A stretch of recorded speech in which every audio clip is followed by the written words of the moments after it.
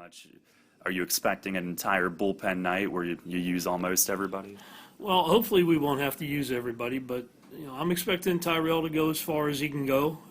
He's a strong guy, and I mean, the key with anybody is whether you're spot starting or not is throwing strikes and trying to be efficient. So as long as you can eliminate the really long, rough inning where you get up into that 25 to 30 pitch count, you should be able to stay out there a little bit longer. But he started last year in Bridgeport, so I mean it's not a major thing for him. And before we got him this year, he was able to go up to at least 3 innings. So so we'll see what happens tonight. But we didn't use a whole lot of bullpen last night, so so that'll help us moving into tonight, and we'll just have to see how it goes.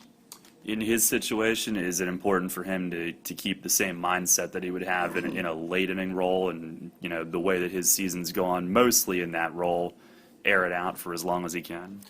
I think so. The fact that he has started, and as recently as a year ago, he'll have a mindset out there. The other day I used him in the middle of the game behind Matt Neal.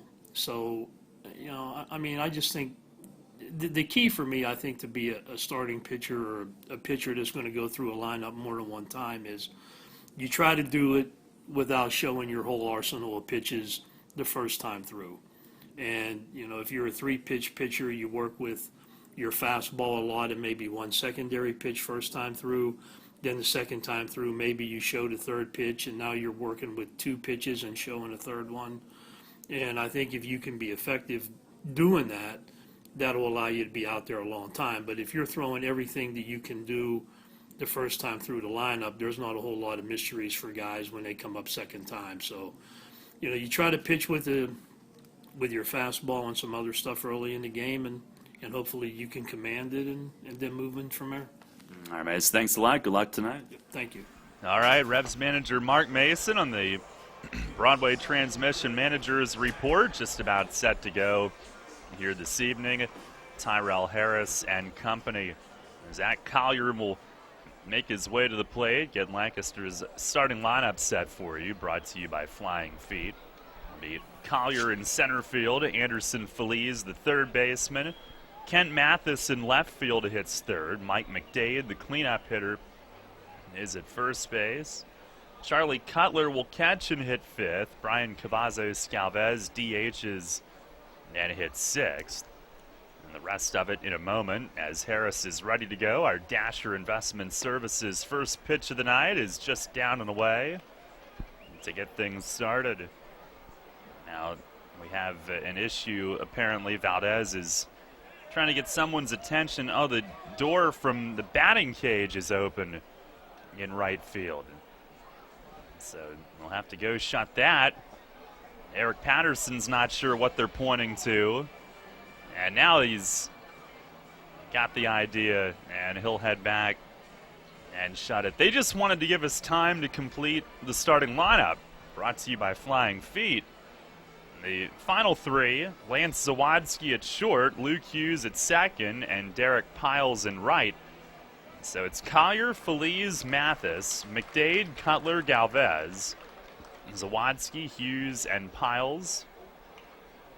And great work from Patterson to shut that door. Really got into it. As Harris winds and delivers and misses inside, 2-0 on Collier, leading it off. Patterson got all of his weight behind that door and made absolutely certain that that thing was shut. There's the wind and the 2-0. Swinging a foul back and out of play. A beautiful night here. The pitchers at the very beginning will be releasing it straight into the shadows. So maybe an advantage for Harris in the first inning. It's an 84-degree night. And the 2-1. Swinging a little number, and Harris in front of the mound. He's got it. He'll lob it over to first. One down. It was just off toward the right side of the mound, and lobbed it over to first base. He didn't really have a chance to get his feet set there at the bottom of the slope, but handles it for out number 1. Revs are in their alternate gold jerseys tonight and the alternate white paneled hats. Lancaster wearing their black jerseys this evening. And up next are K-Man Anderson Feliz.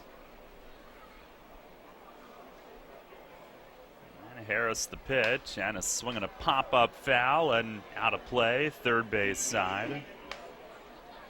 Harris 1-0 with a .294 earned run average out of the bullpen. In relief has made 14 appearances, 1 save. He deals and a ground ball pulled to first. Nash backhands it. He'll turn and gets there, lunging to the bag ahead of Feliz, who can scoot.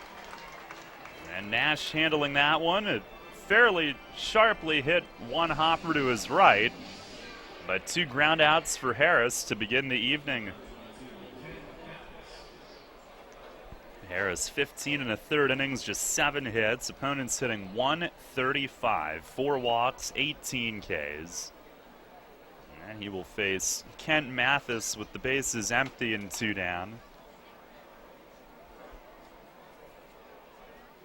Harris had started previously when he was with Bridgeport.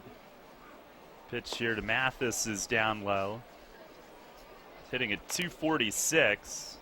3 home runs, 19 driven in. 6 of those are in this series. He's got 13 batted in his last 12 games. Harris the wind and the 1-0. And a called strike, outside corner.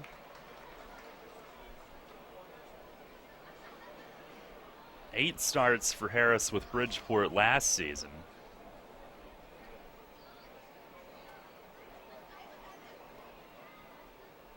The 1-1, and that misses down low. Our plate ump tonight is J.B. Torres. Another email. Warren Nicholson at first, Mike Williams at third. Maybe I'll close that thing while we're doing the game. Or turn down the computer volume. Excellent suggestion, Ray. It's the 2-1.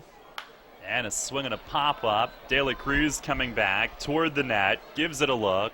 And, oh, he drops it. He had room right in front of the net. Had 1 step remaining, if that. But did have room right against it. And eyeing up the netting, which may have distracted him a bit. It bounced off his glove and will be charged with a first inning error. Now the at-bat continues, 2-2 on Mathis. Just underway here in the top of the first, no score.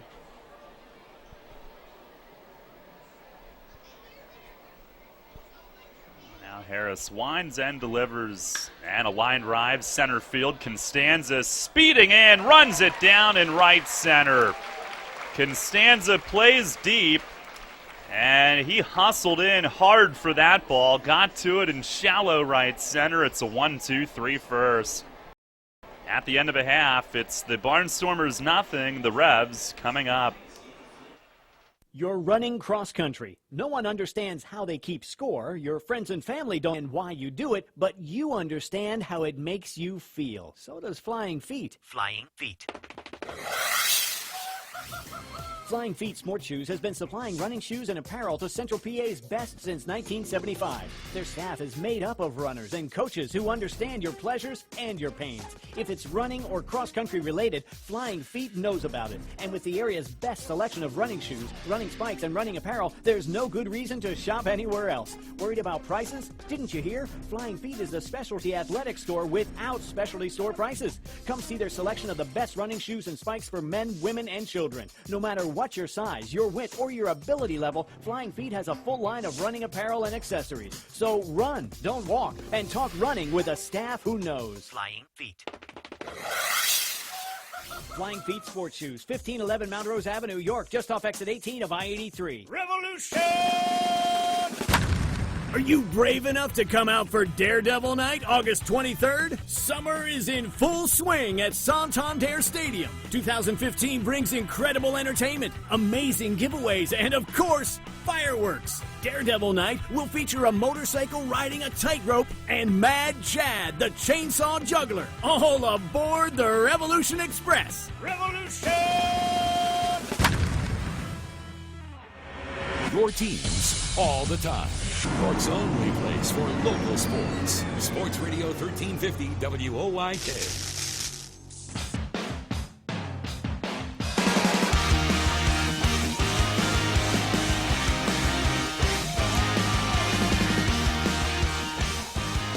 No score. Revs getting set to face right-hander Madison Bohr for the first time. York's lineup brought to you by Flying Feet. Jose Constanza in center. Wilson Valdez at short. Eric Patterson in right. Cleanup man is Brandon Boggs in left. Brian Pounds, the third baseman, hits fifth. It'll be Andres Perez DHing and batting sixth. And then Talvin Nash at first. Luis De La Cruz catching. And Mikey Reynolds the start at second as Constanza looks at a first pitch strike. Coming in, hitting at .316. Batting from the left as the righty Bohr delivers, and it's over for strike two called. Constanza looking at each of Bohr's first two, having seen him for the first time. The righty who goes all the way back over the cap, winds and fires and misses up and in. Bohr through his first appearance, 0-1 with an ERA of 9, 3 innings, 3 runs, 6 hits. Comes home and misses down and in as Constanza dances back. That was in Bridgeport on Friday that he made his debut. Lancaster lost 4-0. He did get 7 of his 9 outs on ground balls. 2-2. And it just missed up and away. And a debut in Bridgeport, it was a rough third inning for him that did most of the damage of the 4 hits and 3 runs coming in that specific inning. Probably would have been the second time that they saw him in that game. Second time through the order, and now Constanza trying to mess with his rhythm, a late time call. Right as the righty was about to start his windup. And he nods yes. The overhead wind, the 3-2. And a ground ball toward the middle. It'll get through. Base hit into right center. And Constanza starts the night with a single. Worked the count full. That was a heck of a leadoff at bat. Got to see a lot of pitches. So did the guys behind him. Constanza coming in, hitting .452 his last 8 games. Starts off the offense with another base hit. Has 12 steals in his last 12 games, 12 in 14 games total. We'll see how quickly they get aggressive on the bases. Here's Wilson Valdez. And Bohr the stretch. And comes home, and Valdez shows a bunt, and it's a fastball over for a strike. 87 on the gun. Valdez's next sack bunt will be his record 40th all-time with York. Keone had the previous record of 34. On the stretch from Bohr, and a move to first. Constanza will dive back. Been a lot of fun to watch him run the bases. Obviously, the first key to that is getting on base. He's done a lot of both and has his lead. Here's the stretch, and time asked for by the catcher, Cutler. No score here in the bottom of the first inning. As Bohr looks over, he stretches. Long hold. The 0-1. That misses down and in. Fastball on Valdez. Bohr 6'4", 215 pounds. native of Minnesota, but now lives in Oregon.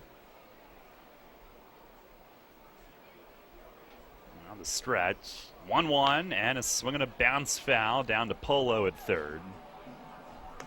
Ball and 2 strikes. Valdez, the last 13 games, hitting .370, and a 5-game hitting streak snapped last night.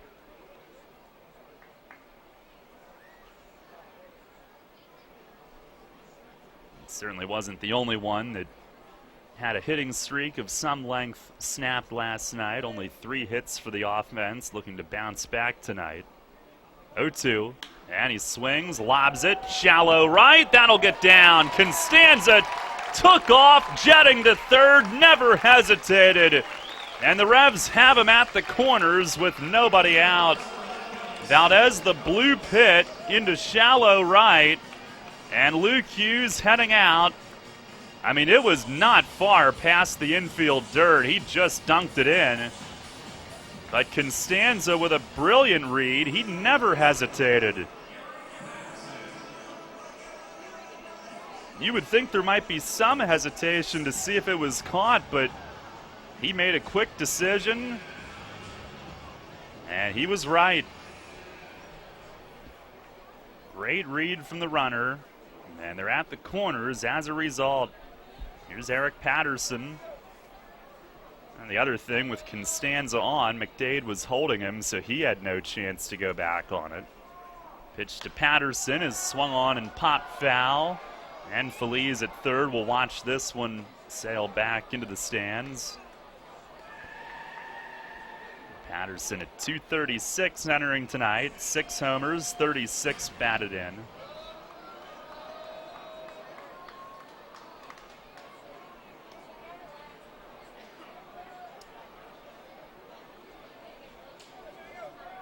Revs with those 2 speedy top of the order hitters on together again. There's been a lot of that on this recent surge. Valdez the lead from first.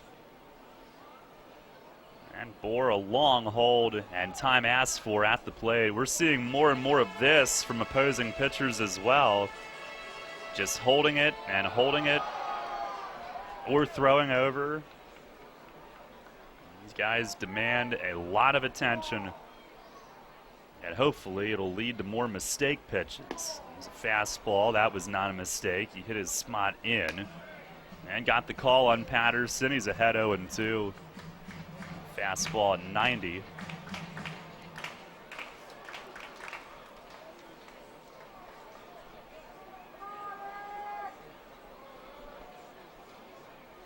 On the stretch. And a move to first. Valdez dives back. Born in Minnesota, and he was drafted by Minnesota. 2nd round pick in 2011. He lives in Eugene, Oregon, and went to the University of Oregon. That's where he was drafted from. Former Duck. Stretches and to the plate and misses high with it. 1-2.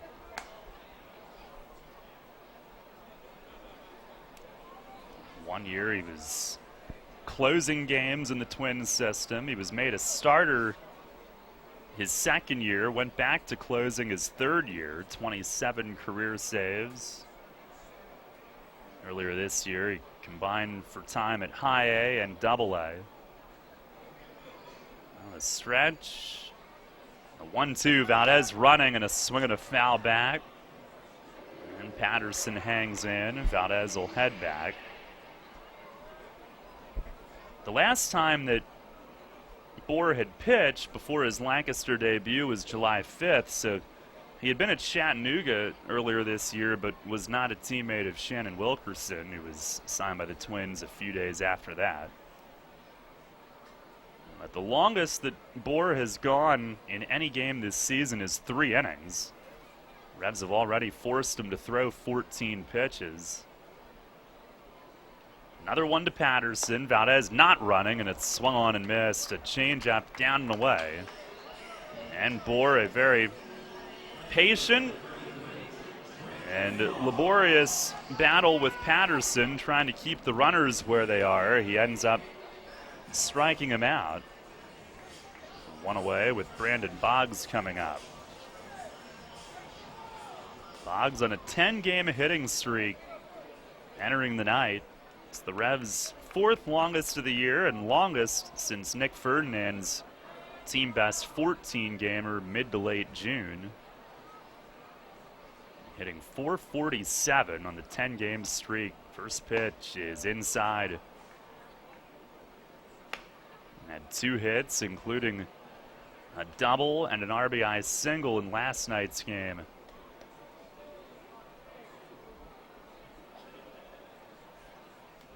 Overall, he's up to 264 entering the night. On the stretch, the 1-0, and it just missed away. Delayed steal, they throw it down, and Valdez is tagged out. Tried the delayed steal, and Cutler let it go, and the shortstop Zawadzki cut over to catch it and applied the tag. And Luke Hughes just said something to Valdez that got his attention, and he starts walking toward Hughes, who glove flips at him and says, "Go away." And now Polo running across, the first base ump, Warren Nicholson, trying to usher him back to the dugout. Hughes is waving him off, and he said something that Valdez really took exception to. Pulls his helmet off now as the dugouts begin to empty. This is meeting number 25 of the season between these two teams. And there's a lot at stake. Now Hughes' teammates chatting with him. Well, I believe what happened is when Valdez did that initial run, when Patterson was at bat, he said something to Lance Zawadzki, who was covering second at the time. And then Hughes must have overheard something he didn't like. And then that delayed steal that got Valdez out at second, Hughes with a little back talk to him.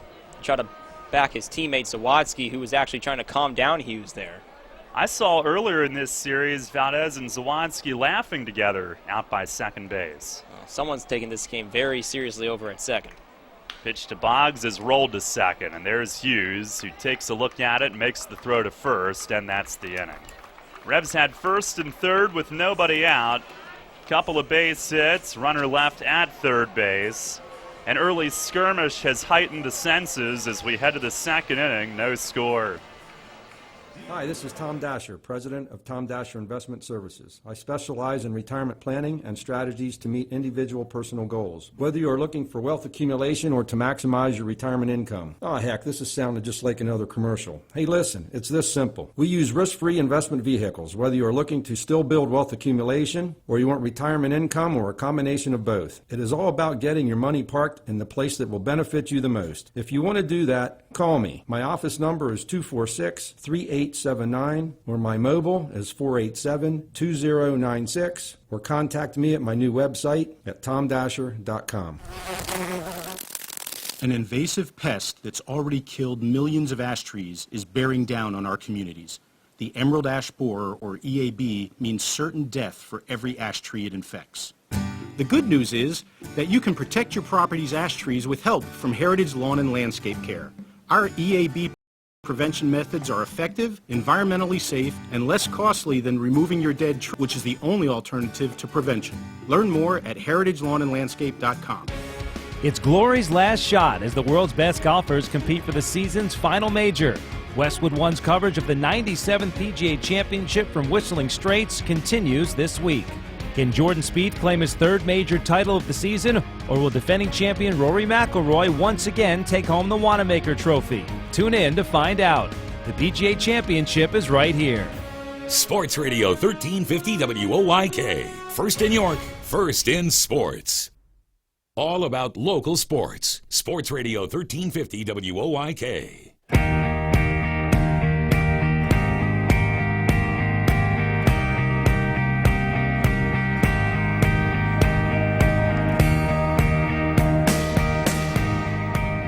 No score. We go to the second tonight. Mike McDade to lead things off for Lancaster.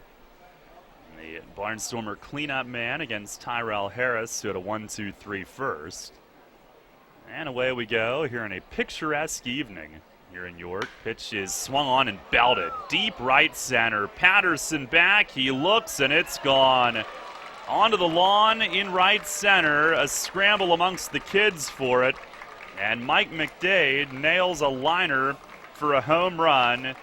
And Lancaster opens the scoring, his 4th of the year. And he has not quite gotten it going 100% in the cleanup spot just yet, especially with men in scoring position, but he put himself in scoring position on that swing. Absolutely. No doubt about that one. He completely got all of that pitch from Harris. Now it's 1-0 Lancaster right after the Revs had seemed to be set up for an early run, but were unable to cash in. Here's Charlie Cutler, the Lancaster catcher, and Harris fires a fastball strike. Back to the whole Valdez thing, Ray. We know that he likes to talk. Oh, yes, we do. And have fun out there. Absolutely. But it looked from here like Luke Hughes basically, when he was thrown out, here's a swing and a pop fly to right. Patterson will walk in a couple of steps, waits and gloves the high fly ball for out number 1. It looked like Hughes kind of waved him off and said, get out of here, go back to the dugout, like you're out. Sort of a bye-bye, see you later sort of snide from Hughes. And it certainly wasn't Zawadzki. It was the initial target of Valdez's, I guess to put it, teasing. It's the best way to put it, friendly teasing from Valdez. And Zawadzki seemed to have okay with it, but apparently Hughes took an exception to it. Here's Brian Cavazos Galvez, and he swings and fouls the first one back. It's weird seeing Hughes being the one all upset and Zawadzki, who's the initial target of Valdez's teasing, being the one to tell Hughes to calm down. That was a very interesting, I don't want to say altercation, but let's call it a standoff, what it is. It's the 0-1, and that misses in the dirt. Well, we obviously can't hear what's said, but that's what it looked like from up here. Absolutely, especially body language, a little glove flip that had some attitude behind it, certainly.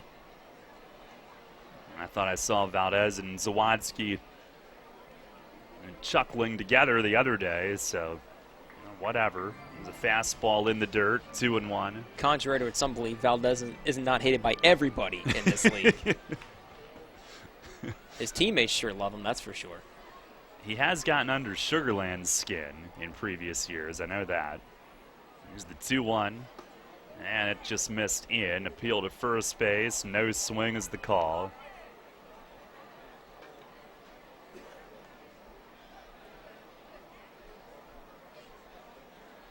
Three balls and a strike. Here's the wind and the pitch, and a grounder foul, third base side. Right past DJ Boston, who, if there were to be a bench clearer, I would stay away from him. Him or Penny on either side. Yeah. Or Rami, for that matter. Pitch here is swung on and lofted in the air. Shallow left center. Valdez sprints out. Boggs cuts in from left and drops it. And kicked it towards center. He throws to second, and Galvez is out by plenty. Trying to take the extra base on it. It'll be an error on Boggs, but he picks up an outfield assist. Throwing to Reynolds, who was there for the cover. That ends a 57-game errorless streak for Boggs. His first error since May 20th. But also picks up his team-leading 8th outfield assist of the year and second in as many nights. That's a tough one because he had such a long way to go in shallow left center. Each stride that he took easily cleared a foot. He was hustling towards that ball. Here's Zawadzki, and a fastball over for a strike. The thing that's interesting there, if you had a slow left fielder who couldn't even get to it, he wouldn't be charged with the error. Boggs was, because he was able to cover so much ground and get a glove on it, but made a great recovery. The fastball away, 1-1 on Zawadzki. Is unfortunate as he had, at this point before the error, the longest errorless streak of the entire team. That's now held by Nick Ferdinand, who's on a 29-game errorless streak. There's a swing and a miss. Good changeup from Harris. Well, A ball and 2 strikes. Base is empty with 2 outs. 1 run is home in the inning. And the 1-2. Swing and a foul tip squeezed. Another changeup. And Harris with his first strikeout of the night. Mike McDade goes deep on the first pitch of the inning. A solo homer, 1 error, nobody left. We go to the bottom of the second inning. It's 1-0 Lancaster. Broadway Transmission?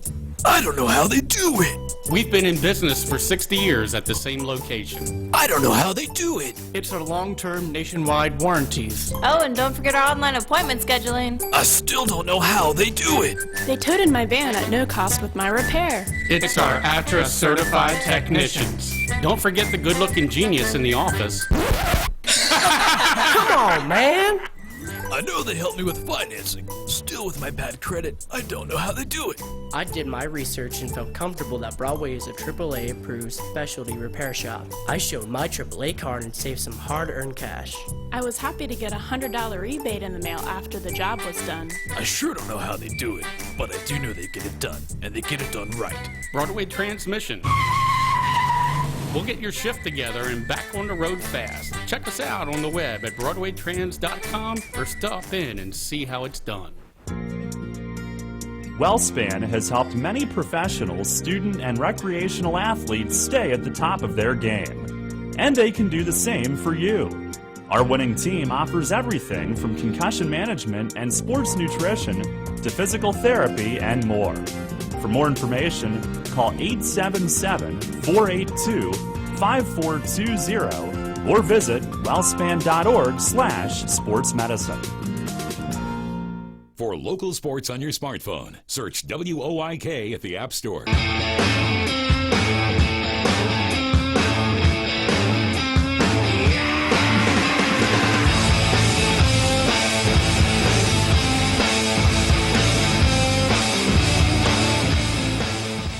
Nothing Lancaster. We head to the bottom of the second inning.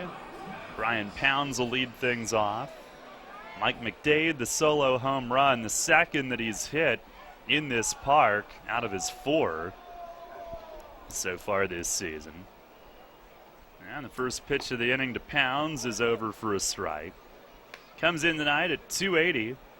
9 home runs, 49 driven in. He's 10th in the league in overall batting. Here's the 0-1, and a rip on the ground at second, right to Hughes though, and a throw over to first for the out. 1 up, 1 down. We'll pause 10 seconds for station identification here on Revolution Radio. First in York, first in sports. Your only local sports station. The new Sports Radio 1350, WOIK, York, Pennsylvania. 1 down, Andres Perez coming up.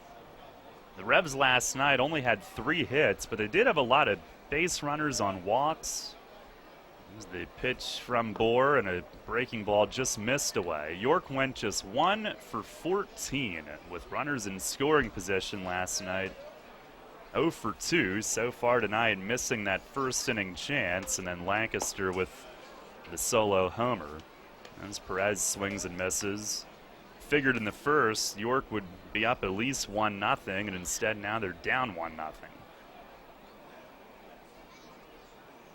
On the windup, and the 1-1, and a rip base hit to left center. Perez all over that one. That was a hard, low liner right off the infield dirt and into left center. And a 1-out base runner. The Revs with their 3rd hit. Perez now has hit safely in 15 of his last 18, including an 8-game hitting streak through Saturday's game. Here's Telvin Nash. Comes in at 253 with a pair of homers. First pitch is swung on and chopped foul off the railing of the Lancaster dugout.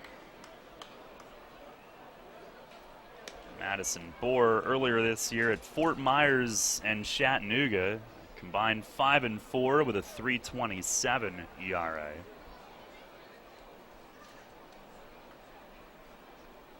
Second Atlantic League appearance. He looks over, comes set. And the 0-1, that's down and in as Nash jumps back. The Revs, as we mentioned, 1 for 14 with runners in scoring position last night, but previous 7 games they had hit 378. Previous 10 games, 368, so they had really improved in that department.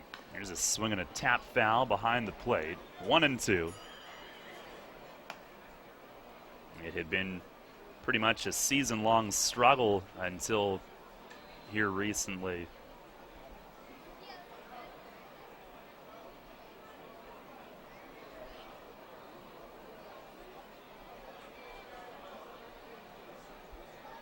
Now Borer ready with it. 1-2, swinging a ground ball foul, third base side.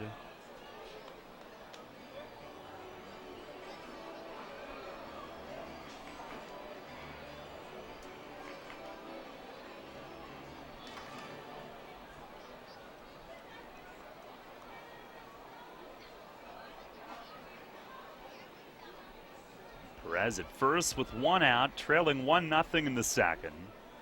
Another 1-2 to Nash, and it breaks down and away, smothered by Cutler. 2-2. I hear a lot of guys coming from college ball in the Pacific Northwest, but for the University of Oregon product, they have had a good program. Oregon State as well. The 2-2. And a fastball just inside, a full count.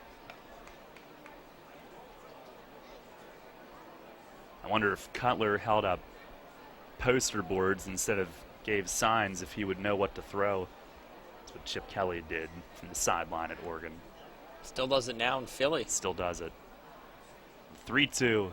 And a ground ball foul off Nash's foot as that rolls down toward third. You've certainly seen Oregon a lot more in the news these days than in years past. Now Chip Kelly moving to Philadelphia, the rise of Marcus Mariota. It's been quite a program they have there, and the facilities they have are absolutely ridiculous. And I want to play there. I'm 22. Now the stretch, 3-2, and inside, Nash walks, another walk for him. And it's first and second with 1 out. We don't want to make too much fun, though, now, do we? Of anything. It's up to you. It's your broadcast, my friend.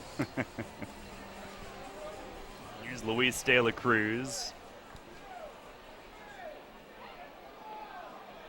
Don't want to have too much fun now. Well, here's a guy who loves to have fun. Him belting out some tunes every time I'm around the clubhouse around game time. First pitch, he bunts toward third, but foul. Angled it a little bit sharply.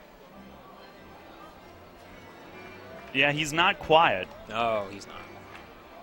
I can't understand any of the lyrics because I'm unfortunately not fluent in the foreign language.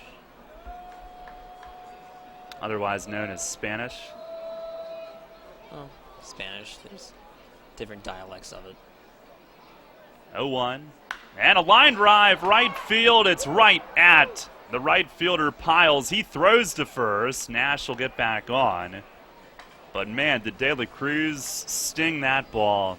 Lined it right at the right fielder, though, for out number 2. That's 2 well-hit balls hit right to fielders. Brian Pounds had a nice grounder right to Luke Hughes, and then that liner from De La Cruz right to Piles. Making contact, just can't find the space.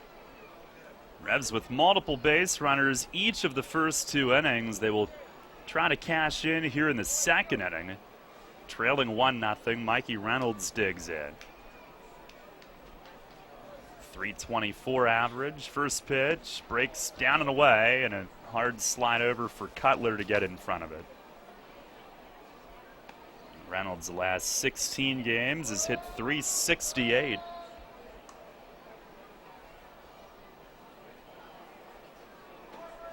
Seems like he's been batting around 300 since day one here. Bohr ready. And the 1-0. Swung on, chopped to second. Another play for Hughes. He gloves it cap high and throws over to first to end the inning. Third ground ball that he's handled. No runs on one hit, 2 runners left. We go to the third inning tonight. Still a 1-0 Lancaster lead. Maple Donuts knows that there comes a point in every kid's summer when the feeling of unfettered freedom begins to fold up faster than a picnic blanket at the first drop of an unexpected summer storm. Charlie and his Maple Donuts team understand that all too soon, lazy mornings on the sofa, splashing in the pool, and weeknight sleepovers will be replaced by bus stops, backpacks, and morning announcements. But Maple Donuts says there's a bright side to the first day of school, kids. Because when you stumble into the kitchen that first morning, chances are you'll be greeted by Mom, enjoying her cup of Maple Donuts' famous coffee and sitting next to a back-to-school tradition, a box of Maple Donuts. And somewhere buried in that box, hand-picked by Mom from Maple Donuts' 58 varieties, you may find that, yes, summer is over, but another school year may not be so bad after all. So for every kid coming to grips with going back to school, we say thanks, Mom. And thank you, Maple Donuts. Maple Donuts taste right. Joel's Painting and Contracting is a proud sponsor of the York Revolution. They are also a partner in the maintenance of Santander Stadium. Joel's Painting and Contracting is the highest rated painting company in York and Lancaster County. Now is the time to call for great deals on all of your interior and exterior projects. A community partner with thousands of happy clients. Hit a home run of Joel's Painting and schedule an appointment today or give them a call at 717-471-4273. That's 717-471-4273 for Joel's Painting and Contracting. Your teams all the time. York's only place for local sports. Sports Radio 1350 WOYK.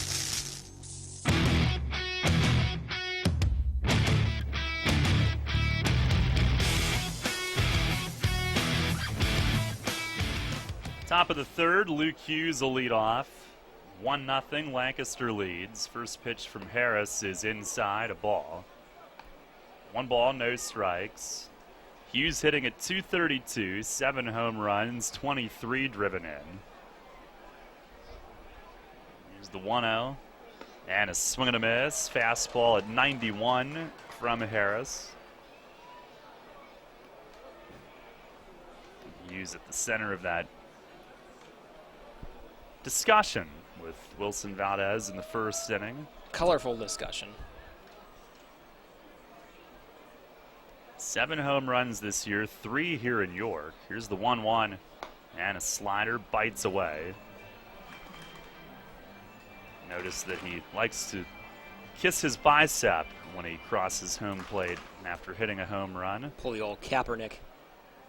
And the 2-1, and it misses down low. Maybe Kaepernick got it from him. Maybe he's pulling the old Luke Hughes. Possibly. Possibly.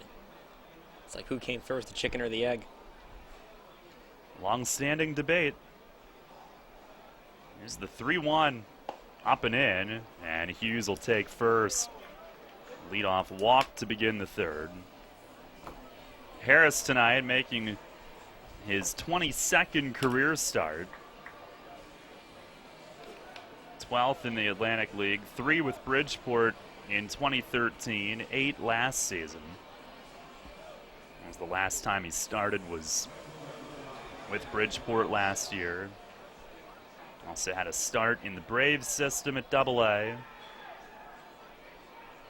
4 starts at AA in the Cubs system, 5 at AAA over the years.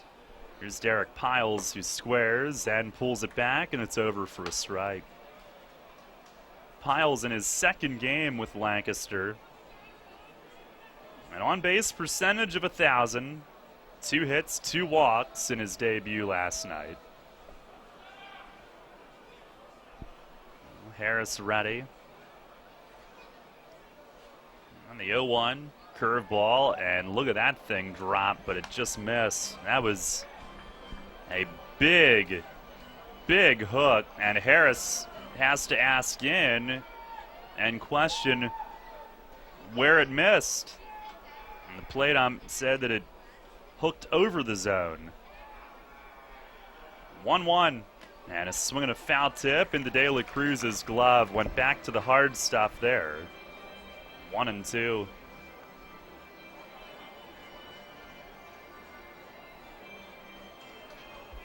Harris at 32 pitches. They begin to stir in the bullpen. Now the 1-2. And it breaks way outside. De La Cruz blocks and flings off the mask. And the longest that Harris has gone in a game with York this season has been 3 innings in relief. Did that July 24th against Camden. A Compton, California native comes set.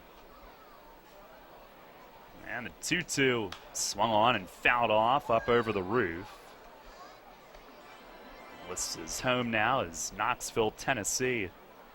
He went to the University of Tennessee. The Braves drafted him then in the 19th round in 2009.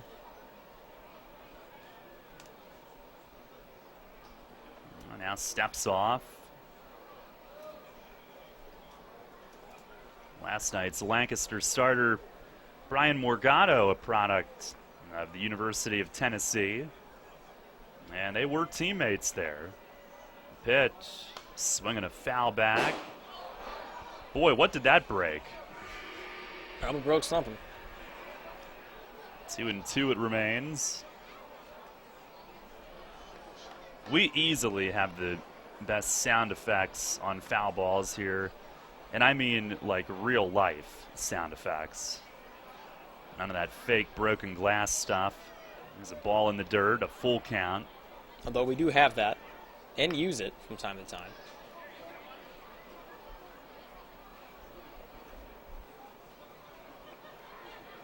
Doesn't always need the enhancement though.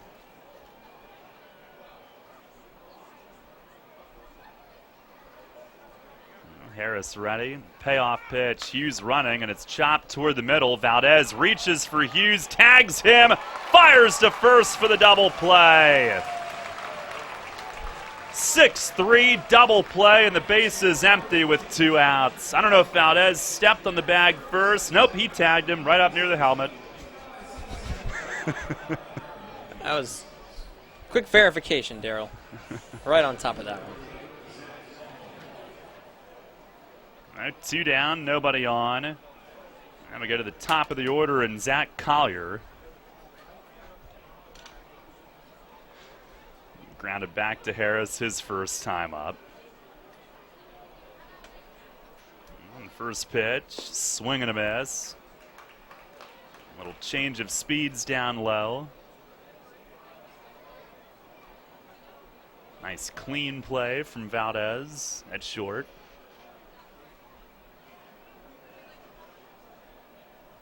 He had to reach for whatever he could to get the tag on. There's a foul out of play up over the third base side. It did look like Hughes looked back at him.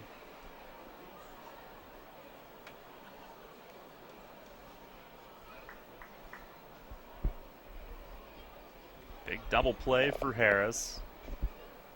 And ahead of Collier now. Here's the wind and the 0-2. And that misses outside. Second straight year that Paul Fletcher has a former Tennessee Volunteer on his staff. Fletch, a former Vols all-time great himself. Pitch, and a grounder pulled foul down the first base side. That bounces down in and out of the Revs bullpen. 1-0 Lancaster here in the third inning. Harris, the second or third time jumping and hitting his cleats together to shake off some dirt. And now ready to work. He kicks, fires, and is swinging a foul out of play, third base side.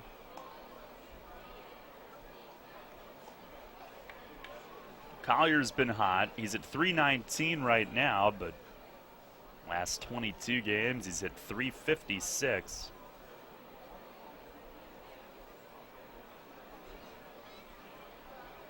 Wind the pitch, and it misses way high, 2-2. Sun shining brightly against some partial cloud cover tonight. Very picturesque evening here, and it's not humid at all. 84 degrees at the start. 2-2. And that misses down low, a full count. Understand that the weather for our series in Bridgeport will be similar. Very nice up there.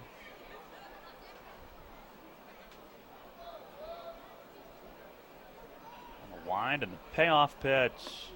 Down and in, and just missed. So Collier a 2-out walk. That'll keep the inning alive. That double play even bigger then. And Anderson Feliz to the plate.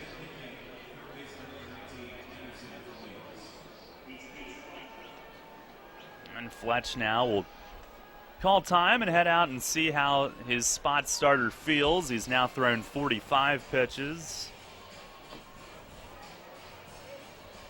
Take a look at our York Mitsubishi out-of-town scoreboard. Here it's 1-0 Lancaster in the third. Bottom of the first, both teams have scored. Sugar Land and Somerset tied at 1 at TD Bank Ballpark. And they're also in the bottom of the first inning in Waldorf, Bridgeport, and Southern Maryland no score. Southern Maryland swept the doubleheader there last night. Bottom of the third on the island. Ducks lead Camden 1-0. After the visit, Harris ready to face Feliz. First pitch is in at the knees, a called strike. Feliz grounded out to first his first time up. He is the K-man tonight.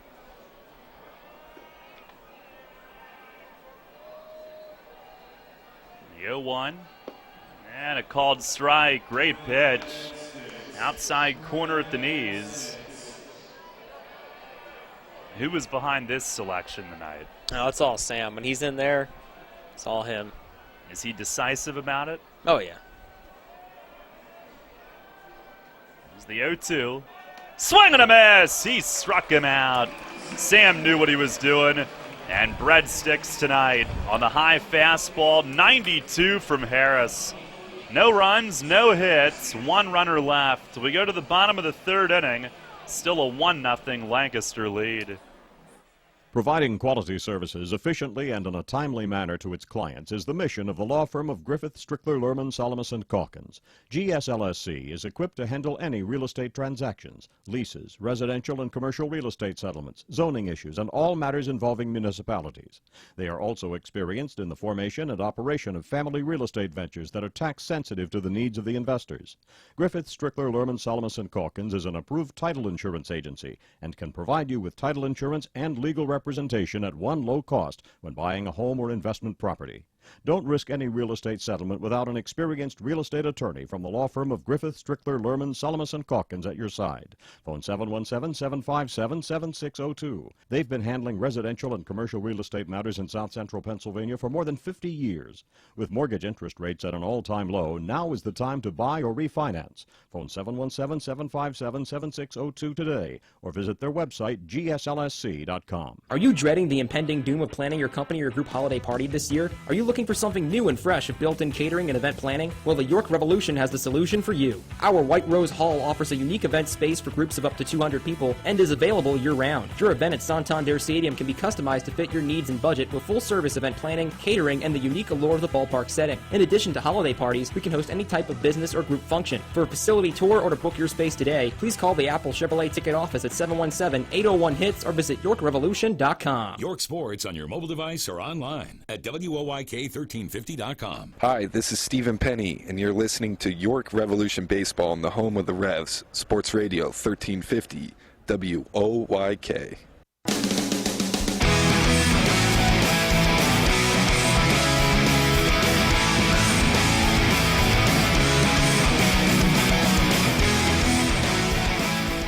At bottom of the third inning, it's a 1-0 Lancaster lead. And there's a little breeze blowing out to right tonight, but somehow seems to be a strong breeze in this booth. I don't understand. You felt it rise like came through the door, too, which is I weird. know. Jose Constanza leads off and takes a strike. Like a bag of winds or something like that. A southerly breeze. Yeah, that's a good way to describe it. The wind in the 0-1, and that misses up high. It took me the entire break to recover from being blown away. I thought you were going to lose your footing. Or lunch. Pitch here is belted to straightaway center. Collier backing up, though, and he's got it all the way.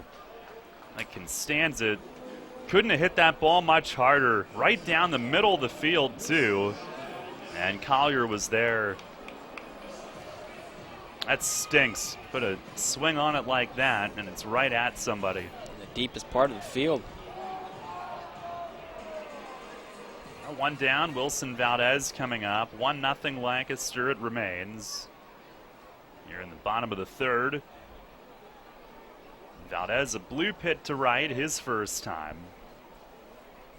First pitch from Bohr is down and away, a slider. He was then thrown out attempting a delayed steal in the first inning with Constanza at third. Cutler threw it. 1-0. And a called strike over the outer half. It's at the point now where we are shocked when a Revs runner is thrown out. Success rate, especially the two at the top, has been awesome. There's a swing and a bloop foul the other way. So it'll land in the first base seats, 1-2. Revs out hitting Lancaster 3-1, but Lancaster's hit a solo homer for the game's only run to this point. Bore the wind back and the pitch, and it's down and away, just missed. Good eye from Valdez, he took a step toward it. 2-2. These two teams will meet again in Lancaster for 3 more, and then that's it. 2-2, and it misses low. That'll be May. August 24th through the 26th. And the wind and the pitch, and a swing and a ball beaten foul as Valdez crumples in a heap right off the instep of his foot, and he'll use his bat to pry himself back up. Remains full. Paparazzi out tonight, Ray. For you. Just smile and wave. That's all you, man. I am plenty comfortable being out of the limelight. Another 3-2. And a ground ball to shortstop. Zawadzki's got it and sidearms it across for the out. 2 away. On our WellSpan Sports Medicine injury report tonight, Revs have Ian Durham, Brad Bergeson out with the Tommy John surgeries, Anthony LaRue with the broken leg. It's your WellSpan Sports Medicine injury report. Here's Eric Patterson, who struck out his first time. And Bohr with the pitch. It is inside for ball 1. It was the second time through the order that he was gotten to in Bridgeport. And so far, he's gotten the first 2 the second time through tonight as he misses low, 2-0. That's after they had base hits against him the first time. Not trying to go 3 scoreless. He went 3, gave up 3 in his first outing. 2-0, and a swing and a trickler foul behind the plate. Our Heritage Lawn and Landscape Care home run contest tonight. Participant is Alan Brown. Alan, if a Revs player goes yard, you'll win a prize pack courtesy of the Revs and Heritage Lawn and Landscape Care. Pitch to Patterson is hit high and deep. in right field. Piles back. It's gone. Eric Patterson hits it off the clubhouse building in right field. We were saying it's a 1-1 game here in the bottom of the third inning.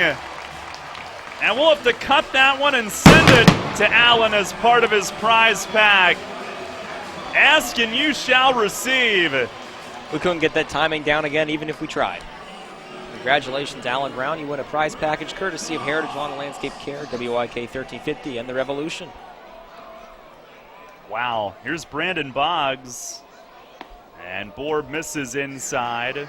That was a no-doubter, too. And even if we would have known that he was going to hit a home run in the next pitch. Still an exciting one to watch. It could not have been timed better. Here's a swing and a foul, out of play, third base side. So any of our season ticket holders are parked out in Queen Street might want to check their cars. Goodness. Now right over the second tent. And up against the bricks. Patterson's 7th of the year. There's the pitch to Boggs, and that's down low. 2 balls and a strike. A majestic blast that was. High and deep, no doubt about it. He got it. So, Alan, you can stop by the Apple Chevrolet ticket office at your convenience. The 1-1, or 2-1 rather, a ground ball towards second, and Hughes up the middle backhands it, fires to first, and that's the inning. Let the Revs tie it up. Eric Patterson makes Alan Brown a winner on our Heritage Lawn and Landscape Care home run contest. A no doubt solo shot to right. It's a 1-1 game as we head to the fourth. Ray will have the play-by-play when we come back. Whether it's for sport, protection, or recreation, Spar Firearms is the best place to go for all of your firearm needs. With a large selection of new and used firearms, Spar carries an array of brands, as well as ammo and other accessories. Whether you're an avid collector, sharpshooting expert, hunter, or weekend enthusiast, Spar Firearms provides everything you need no matter your experience. For the best in convenience, selection, and customer service, visit Spar Firearms, 6108 Carlisle Pike in Mechanicsburg, and online at sparfirearms.com. Turn this on. The Rich Eisen Show. He is unbelievable. Rich Eisen. Let's go to the phone lines. They are lit. Catherine in South Carolina, can I help you? Yes, I am having emotional distress. I'm going to sue the Jones family. Don't. This is crazy. It's the most stupid, idiotic thing. The Jones are screwing this up. And I am sick. I've left work. I'm nauseous. He's strung us out on DeMarco. Well, what about the idea that anybody could run behind that offensive line? Catherine, you don't buy that one? DeMarco is family. He and Tony and Jason do everything together. He's family. I just started to be a Cowboys fan again, and happiness has just plunged to despair. What the Jones has done to my emotional state, they should be sued. Don't go litigious on me here, okay? This is the Rich Eisen Show. Sports Radio 1350 WOYK. First in York, first in sports. First in York, first in sports. Sports Radio 1350 WOYK.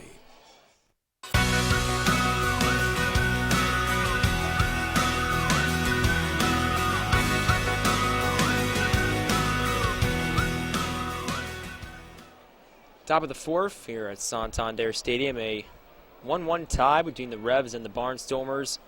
Dueling solo home runs have been the difference thus far in this game.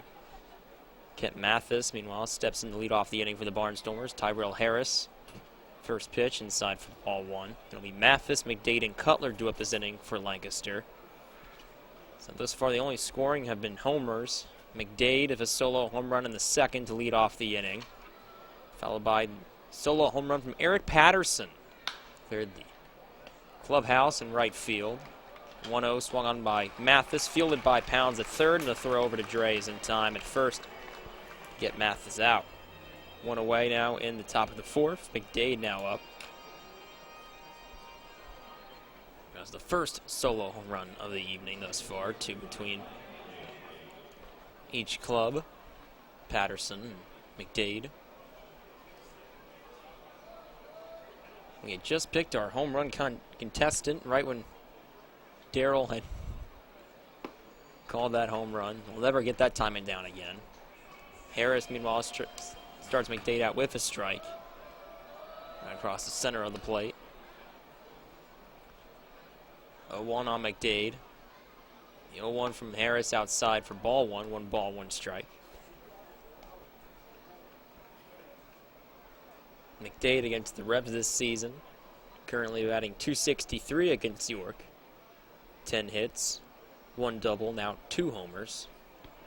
7 RBIs against York. 2-1 now as Harris misses low.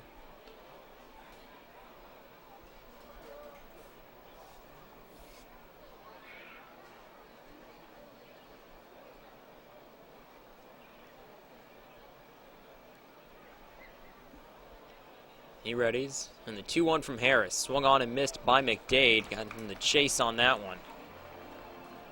That pitch had a dip. McDade took a hack at. 2-2 now on McDade. Harris has some great ability to make that ball sink. 2-2. Swing and a miss. He strikes out McDade. Now 2 away. Here in the top of the 4th. The 3rd strikeout for Tyrell Harris tonight. Looking to make it 4 innings in his spot start this evening. Charlie Cutler now up for his 2nd at-bat. 0 for 1 with a fly out to right field.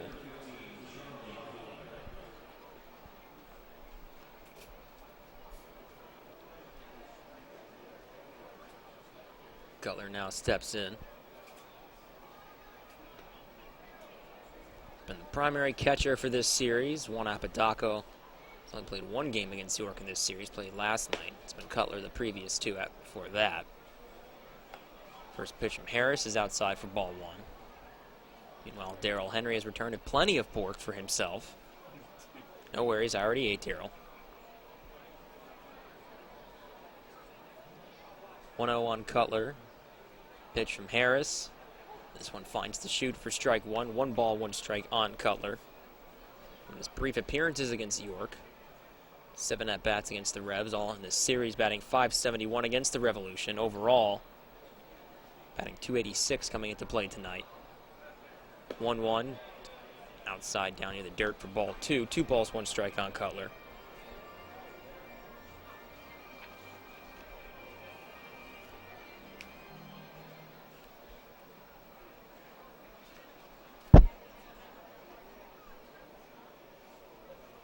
Cutler will ask for some time. Steps out briefly. Cutler was a 14th round pick for the Cardinals out of Cal Berkeley in 2008. And a 2-1 from Harris, swung on and missed by Cutler. Another great one from Harris there. The dip he can get on that ball. Now 2-2 on Cutler.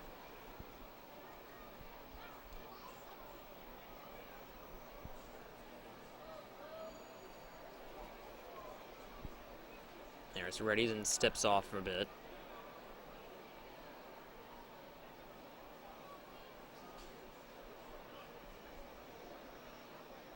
He readies now, looking in towards De La Cruz, and the 2-2. Swing on Cutler and tracking towards center field. Shallow center field. Constanza comes in and puts it away. Valdez was there to help him out as well, but ultimately did not need the assist. So it goes 1-2-3 in the 4th for Tyrell Harris. And it's still a 1-1 tie as we head to the bottom of the 4th. Payne doesn't take Sunday off. Neither do we. We're open weekdays 8 to 8 and weekends 9 to 6. Just walk into WellSpan Urgent Orthopedics, 2319 South George Street in York, across from the Apple Hill Health Campus. Visit wellspan.org/urgent orthopedics today. Are you getting pumped for another year of high school football? Well, all this month, Sports Radio 1350 WOYK lays it all out for you in the High School Football Spotlight, presented by WellSpan Sports Medicine. Catch a preview every day in August on Sports Radio 1350 as we break down the teams and the players of the 2015 York Adams League. Or go to WOYK1350.com to access this year's complete lineup of high school football previews. Then, this fall, every Friday night, it's the High School Football Game of the Week, presented by WellSpan Sports Medicine, and only here on Sports Radio 1350. We're everywhere. Listen on the go with the WOYK mobile apps. Download today at WOYK1350.com. Revolution! Are you brave enough to come out for Daredevil Night, August 23rd? Summer is in full swing at Santander Stadium. 2015 brings incredible entertainment, amazing giveaways, and of course, fireworks. Daredevil Night will feature a motorcycle riding a tightrope and Mad Chad, the chainsaw juggler. All aboard the Revolution Express. Revolution! Your county, your teams. Sports Radio 1350 WOYK. First in York, first in sports.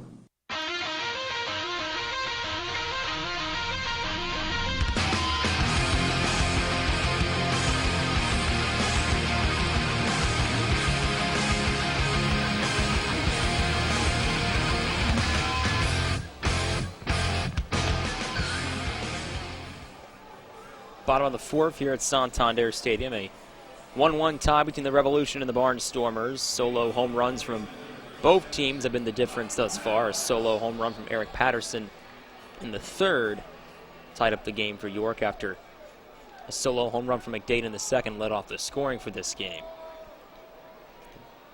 Due up for the Revs here in the bottom of the fourth. Brian Pounds, Andres Perez, and Telvin Nash, the 5, 6, and 7 hitters in the order tonight. Madison Bohr still in the pitch at fourth inning. First pitch to Pounds is outside for ball one. Tyrell Harris, 1-2-3, fourth inning.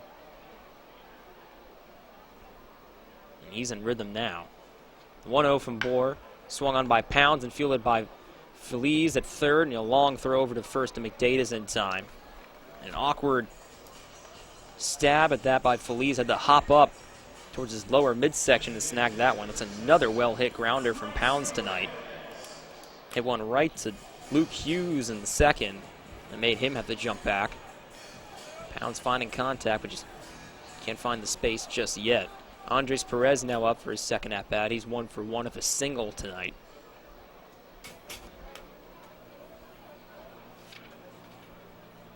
Hard to find a hotter batter in the entire Atlantic League than Dre right now. Bohr starts him off with a strike. Perez took a hack at it, but couldn't find anything there. Testing the waters right now. Darrell Henry enjoying his pulled pork, courtesy of the White Rose Bar and Grill. We thank them for catering our press box tonight. 0-1 outside for ball one.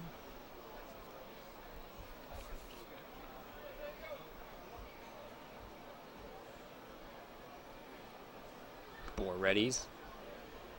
Over the head, and the 1-1 swung on by Dre, and it's foul towards the third base side off the barricade, and Polo will field it in third base coach's box and hefty toss towards the crowd.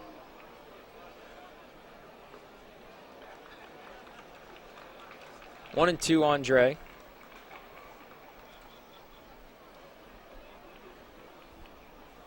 Bohr readies, and the 1-2 swung on by Perez, and that's going to go towards the first base side and foul this time.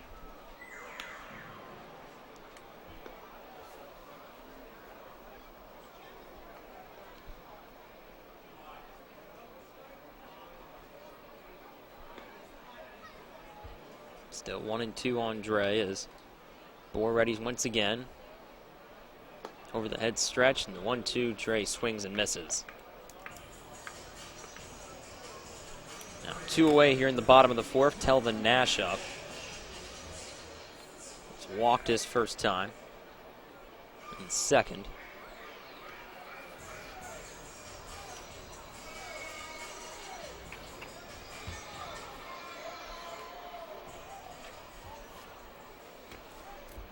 While Nash in this series hasn't made stellar contact with the ball, he's been walked 4 times, including walked him in the second. He's gotten on base however he can. He readies. Fires, and first pitch to Nash is inside for ball one. As we mentioned earlier, Bohr's former Tennessee volunteer, graduate at the University of Tennessee. Just like a teammate of his. 1-1 now after Nash gets a foul tip and towards the backstop.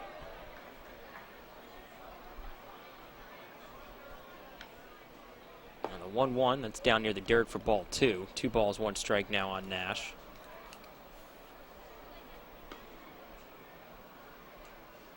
His last 17, he's walked 15 times. Now for another hitter tonight. 2-1 swung on and missed by Nash. Now 2 balls, 2 strikes for him. 1-1 game here in the bottom of the 4th. Solo home runs the difference in this one. The 2-2 from Bohr. Nash stays alive with a foul tip. Goes off the gear of Cutler.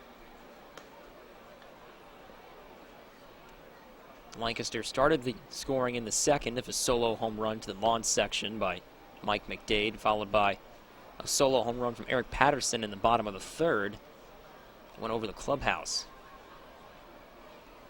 Hence the 1-1 tie. 2-2 swung on by Nash and makes some solid contact, but Kent Mathis in left field able to track it down, put it away to end the inning. Goes 1-2-3 for Bohr. He's in rhythm as well, as now we head to the top of the 5th. Still a 1-1 tie here between the Revs and Barnstormers. Tennis used to be a very polite game. Today, tennis raises a racket. Flying feet. The style, the play, and the players are intense, athletic, and hard-charging. Flying Feet Sports Shoes welcomes the evolution of tennis and its battling players with a full line of specialty tennis shoes worthy of the new game. These aren't stand-around, look-pretty shoes. These are co-conspirators for the court. Shoes that will endure opponent after opponent, match after match. Shoes that move when and how you move and stop at your command. Shoes that fit and feel good so your feet are ready and able to take that next set. Flying Feet's team includes Asics, New Balance, Wilson, and K-Swiss in widths that fit. And the Flying Feet staff is always on the sidelines ready to help with your selection. Tennis, it's a whole new game. Be prepared to play it well. Flying feet. Flying Feet Sports Shoes, just off exit 18 of I-83, right behind Domino's in York. Hi, this is Tom Dasher, President of Tom Dasher Investment Services. I specialize in retirement planning and strategies to meet individual personal goals. Whether you are looking for wealth accumulation or to maximize your retirement income. Oh, heck, this is sounding just like another commercial. Hey, listen, it's this simple. We use risk-free investment vehicles, whether you are looking to still build wealth accumulation or you want retirement income or a combination of both. It is all about getting your money parked in the place that will benefit you the most. If you want to do that, call me. My office number is 246-3879, or my mobile is 487-2096, or contact me at my new website at tomdasher.com. Follow York Sports on your Android. Search Sports Radio 1350 WOYK.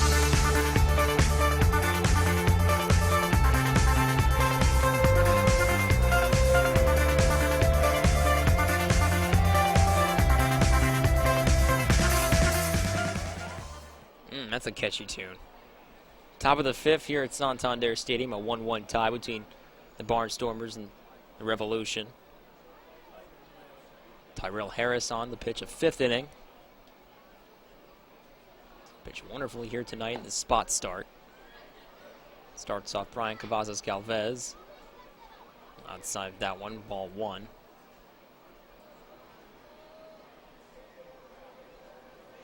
.1-0 from Harris, swung on by Galvez and tracking towards shallow center. Another hard running from Constanza, and it drops right in front of him. He leaves the glove behind, tries to pick it up barehanded, but has no play to make as Galvez is standing at first of a single.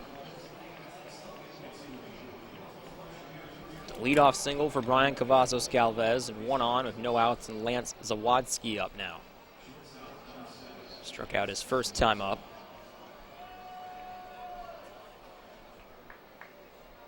It's only the 2nd hit for the Barnstormers tonight. Their other one, a solo home run from Mike McDade to start off the scoring. Revs had Edward Paredes now warming in the bullpen. Fletch will come out to most likely talk mechanics of Harris and let him know the current situation. Most likely, if he can't get Zawadski out, they'll probably go to Eddie here. Harris working on 62 pitches here in the top of the 5th.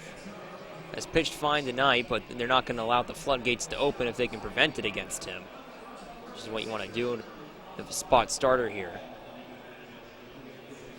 Zawadski has been dangerous at parts this season for the Revs, has 14 home runs on the season, has driven in 42 coming into play tonight.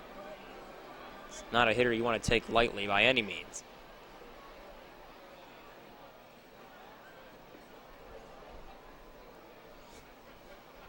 He settles in. Harris readies. And first pitch swinging is Zawadzki. It's a towering shot towards right field, but it stops short, and Patterson's able to line it up in right field to put it away. Galvez will not run from first. He stays there. One away now here in the top of the fifth. Luke Hughes up. Second baseman tonight was walked his first time up in the third. That led off the inning in the third.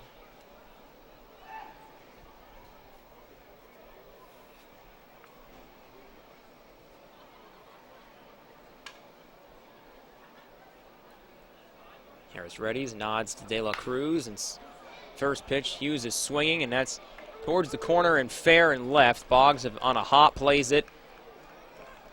Tried to throw it over to first where Hughes is, but Reynolds will cut it off. It's a single for Hughes.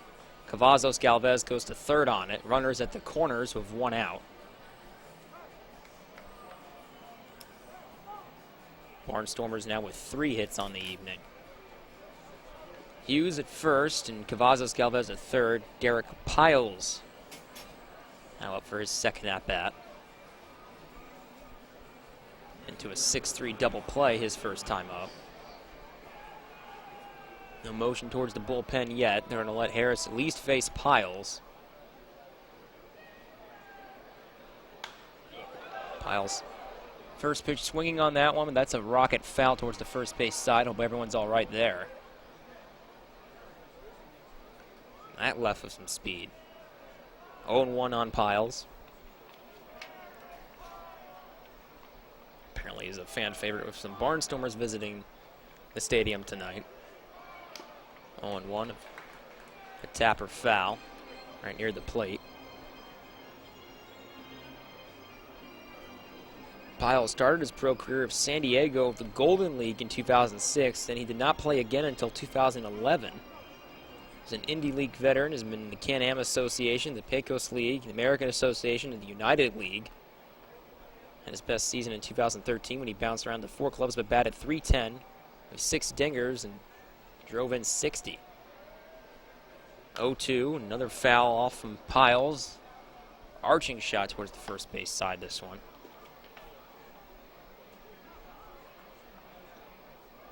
It was at Brownsville last season where he hit .279, 2 homers, and 35 ribbies. And of course, went 2 for 2 in his Barnstormers debut on August 11th against York. 2 singles, 2 walks.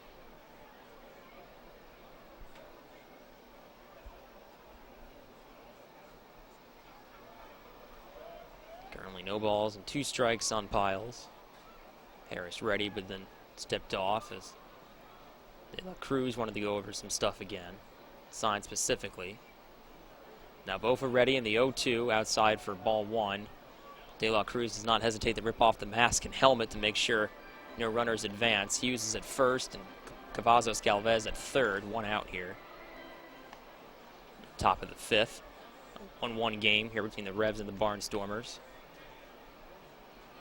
While there's only 7 hits between both clubs tonight, there have been some homers that have been the difference tonight. Solo home run from McDade in the second and a solo home run from Patterson in the third. Scoring for each team thus far. Now 1-2 on Piles. Harris looks in at the ball around his right hip. Brings it up towards his chin. And the 1-2 outside for ball 2, and it gets away from De La Cruz, and Cavazos Galvez will come home from third. It's going to be a wild pitch on Harris. And scored Cavazos Galvez. It's now a 2-1 lead for Lancaster in the top of the 5th. It's an unfortunate bloop for Harris. He's upset with himself a little bit that he allowed that to happen.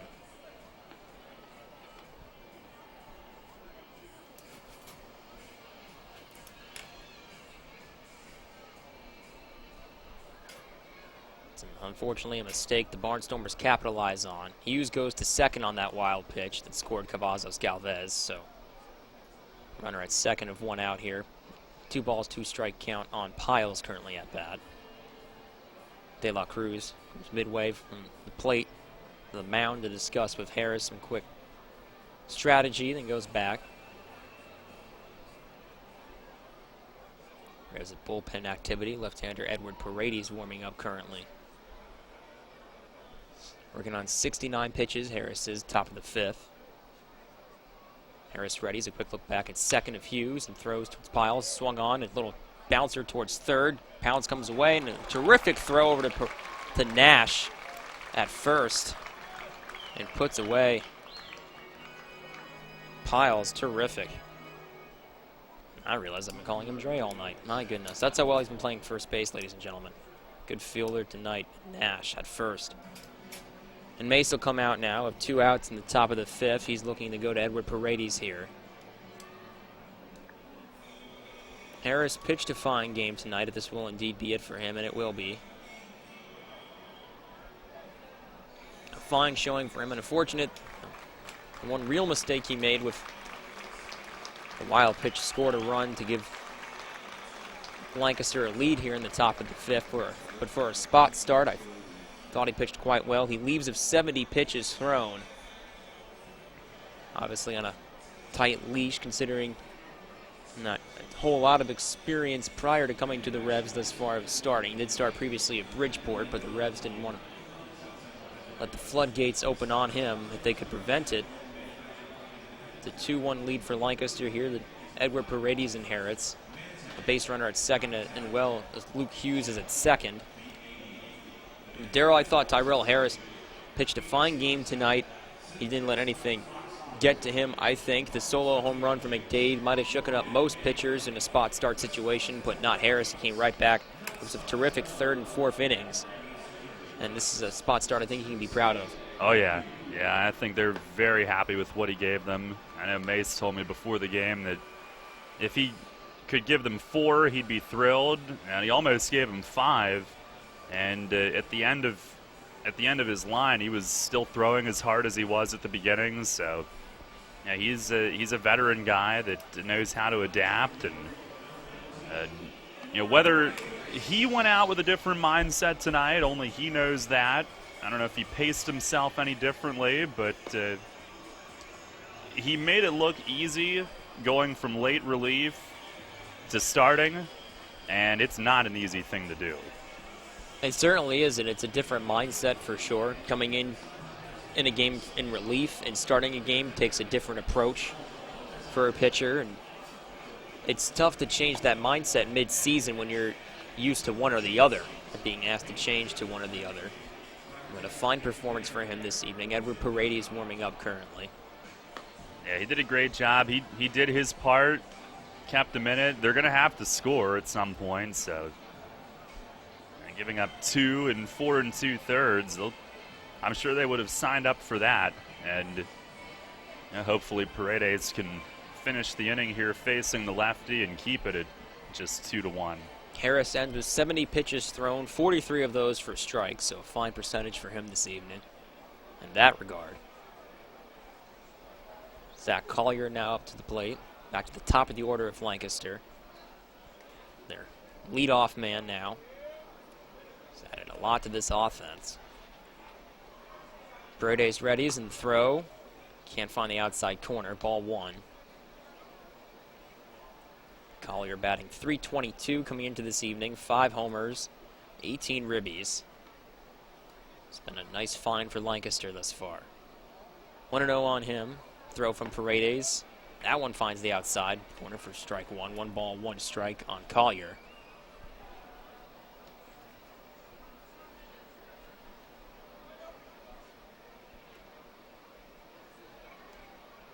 Paredes readies. The 1-1 swung on and missed by Collier. Now 1 ball, 2 strikes. Collier, a former first-round pick of the Phillies, 34th overall in 2008. Played for Reading last season, hitting .240 with 9 home runs, 29 batted in. 1-2 on him currently. And Paredes makes short work of Collier. 1-2 swung on and missed by Collier to end the inning. Paredes leaves Hughes at second to end the fifth. Unfortunately, Barnstormers scored on a wild pitch thrown by Tyrell Harris to make it a 2-1 lead for them heading towards the bottom of the fifth.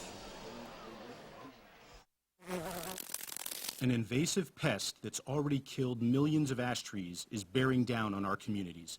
The emerald ash borer, or EAB, means certain death for every ash tree it infects. The good news is that you can protect your property's ash trees with help from Heritage Lawn and Landscape Care. Our EAB prevention methods are effective, environmentally safe, and less costly than removing your dead tree, which is the only alternative to prevention.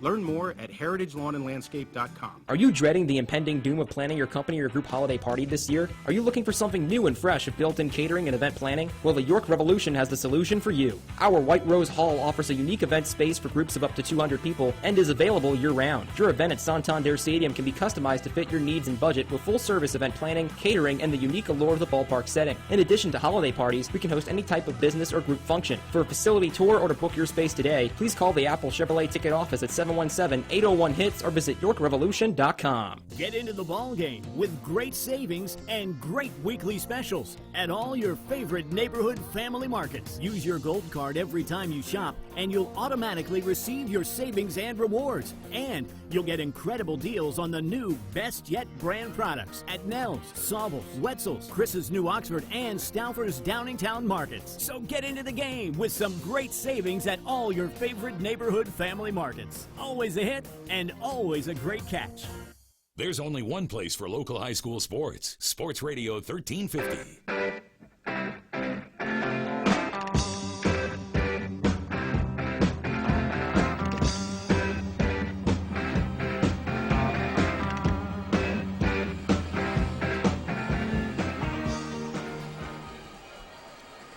2-1 Lancaster lead as we now enter the bottom of the fifth. Madison Bohr on the pitch of fifth inning. Barnstormers scored on a wild pitch thrown by Tyrell Harris in the fifth. He was then pulled after hitting out Derek Piles of a 5-3 ground out. Edward Paredes would come on relief and then strike out Collier to end the top of the fifth. 2-1 lead for Lancaster here as the Revs look to respond. De La Cruz, Reynolds, and Constanza due up. Bohr first pitch. De La Cruz swung on towards short. Zawadzki fields it. The throw over to McDade is in time to put away De La Cruz.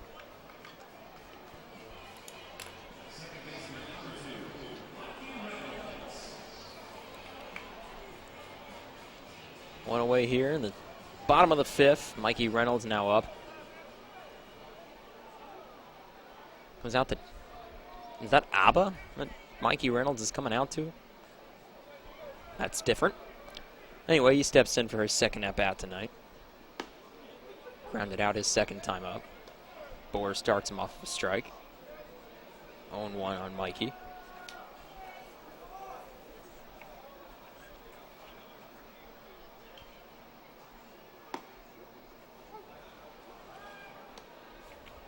Now 0-2 on Reynolds.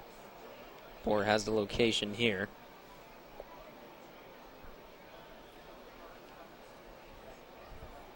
Readies quickly.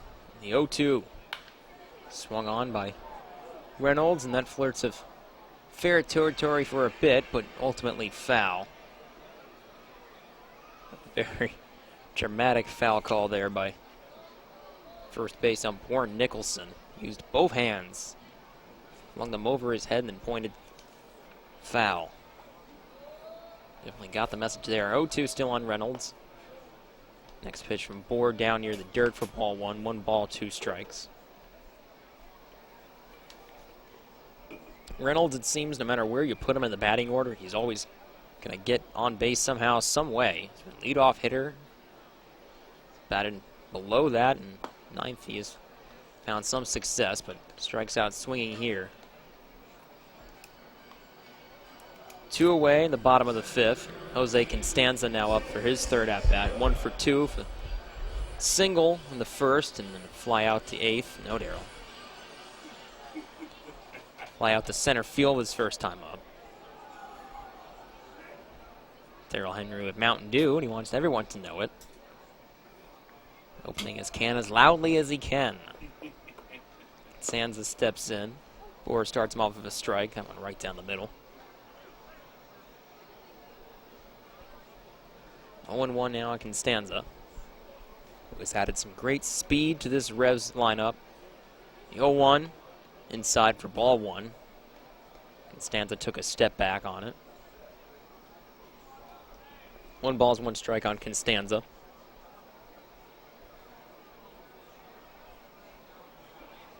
Constanza was signed on in late July 26th to be exact. Boer finds the shoot again on a 1-1 pitch. 1 ball, 2 strikes now on Constanza.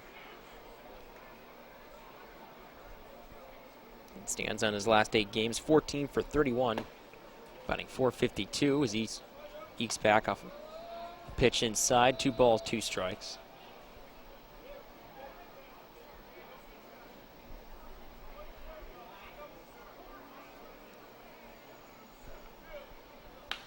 Two pitch swung on by Constanza, but a nice grab from Boer off the mound. An easy toss over towards McDade at first to end the inning. It goes 1-2-3 for Boer in the 5th. He's having a much better outing than in his debut as a Barnstormers starter against Bridgeport. It's still a 2-1 Lancaster lead as we head to the top of the 6th.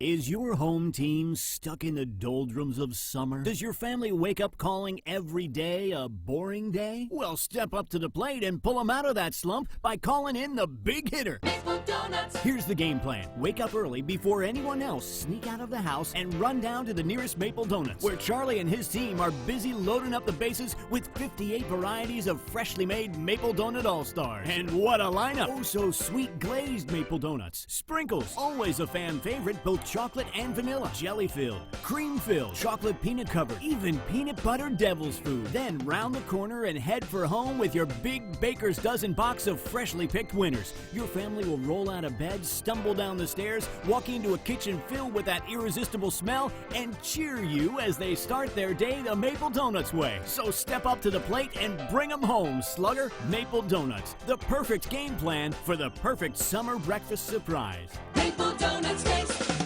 right. Hey, sports fans, great news. Now you can listen to Sports Radio 1350 anywhere with the new WOYK mobile apps. Stranded in Siberia? No problem. Kidnapped by wolves? It's not as bad as you may think. Wherever you are, WOYK is with you on the brand new mobile apps. York's only local sports station just went mobile and global. Sports Radio 1350 WOYK. First in York, first in sports. Hi, this is Dan Patrick. Join me weekday mornings at 9 on Sports Radio 1350 WOYK.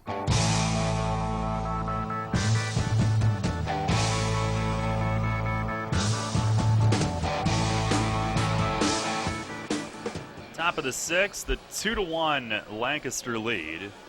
My thanks to Raymond for the last 2 innings. Thanks, Ray. Ah, you're welcome. The bottoms were quicker than I would have liked to normally see, but plenty of time here for the Revs to climb out of the 2-1 deficit. That's right. Edward Paredes will stay in. He'll face Anderson Feliz. Switch hitter now bats right. First pitch of the inning is high and away. Harris's line completed when Paredes finished the 5th. 4 2/3, 2 runs, 3 hits, 2 walks, 3 Ks. 1-0. And a swing and a miss. Good changeup. Feliz tonight, a ground out and a strikeout. 2 runs, 3 hits, no errors for Lancaster. 1 run, 4 hits, 2 errors for York. Fortunately, the errors have not hurt. Pitch to Feliz is high and away, 2-1. Feliz now batting in the 2 spot tonight, typically held by Yusuke Kajimoto, but has an off day today. Fooled me because I normally expect Feliz to be towards the bottom of the order. 2-1. And a slider bends in for strike 2. I don't know if it was pre-planned with Kajimoto or not, but he did have a rough night the other night, a nasty hit by pitch on his foot. Pitch here is swung on and popped in the air at second base. Mikey back a step, And toward the middle of the back of the infield dirt, he's got it. 1 up, 1 down. Right back behind second. We'll pause 10 seconds for station identification. This is Revolution Radio. First in York, first in sports. Your only local sports station. The new Sports Radio 1350, WOYK, York, Pennsylvania. 1 down. Here is Kent Mathis. And he's lined out to center and grounded out to third. Pitch from Paredes, misses high and away. Lancaster a 2-1 lead here in the 6th inning.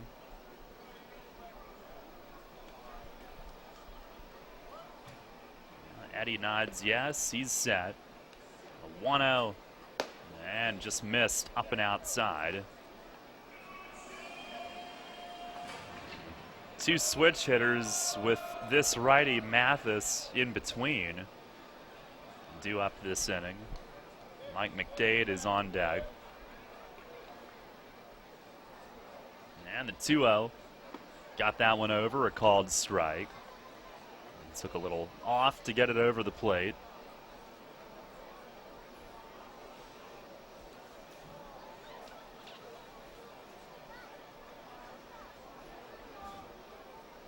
The 2-1.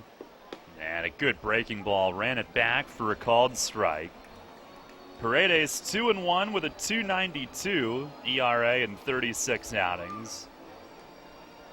He wasn't 100% healthy when the year started, and it's been a steady lowering of that ERA. He fires and nailed him.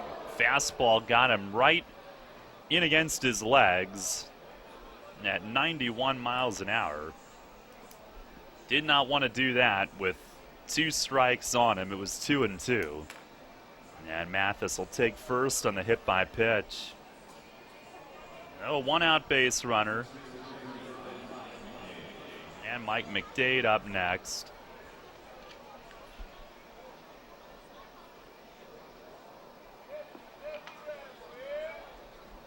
It's only the second batter that Paredes has hit all year. The other one was Matt Gamble. And that had a purpose behind it.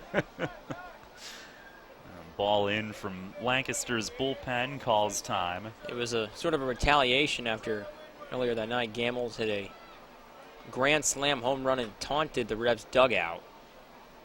No one liked it. Perez retaliated with a hit by pitch later, and that caused a benches clearing confrontation.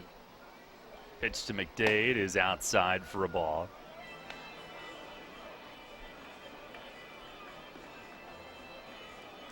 Yeah, it was back in late May. Gamble said afterward that he had just gotten so overexcited that it just happened. The taunting, that is. Here's a swing and a miss on a high fastball. Snap, throw to first. De La Cruz picks him off. Kent Mathis picked off at first by De La Cruz, who from his crouch snapped it right on the money with some heat to erase the runner. He was eyeing him up and nailed him at first, trying to get back. Base is empty, 2 down. He's got a cannon. Here's Paredes' pitch. Swing and a miss on a changeup. 1-2.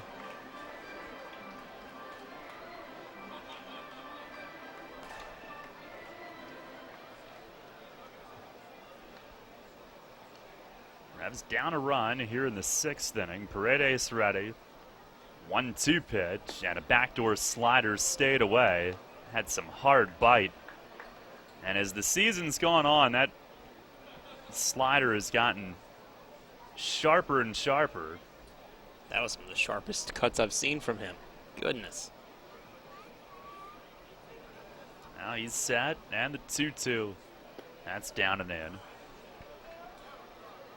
I'll go to a full count. Well, came in tonight getting the ERA under 3, which is where he has been each of his previous 2 seasons with York. So he's much closer now to being in line with what he's done the previous 2 years here. He's ready. And the payoff pitch, swing, and McDade just got a piece, reaching on a changeup.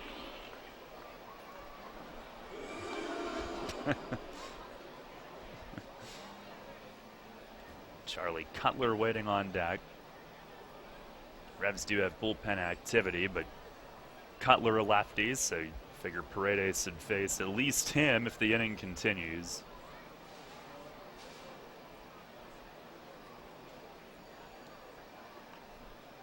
Shakes off, and again, and again, and McDade will ask for time.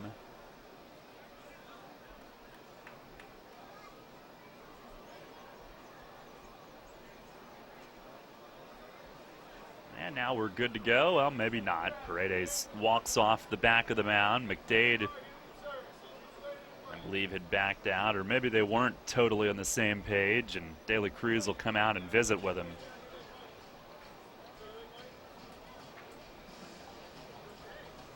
A quick chat on what they want to do. No visit is the call. Evidently talking about signs.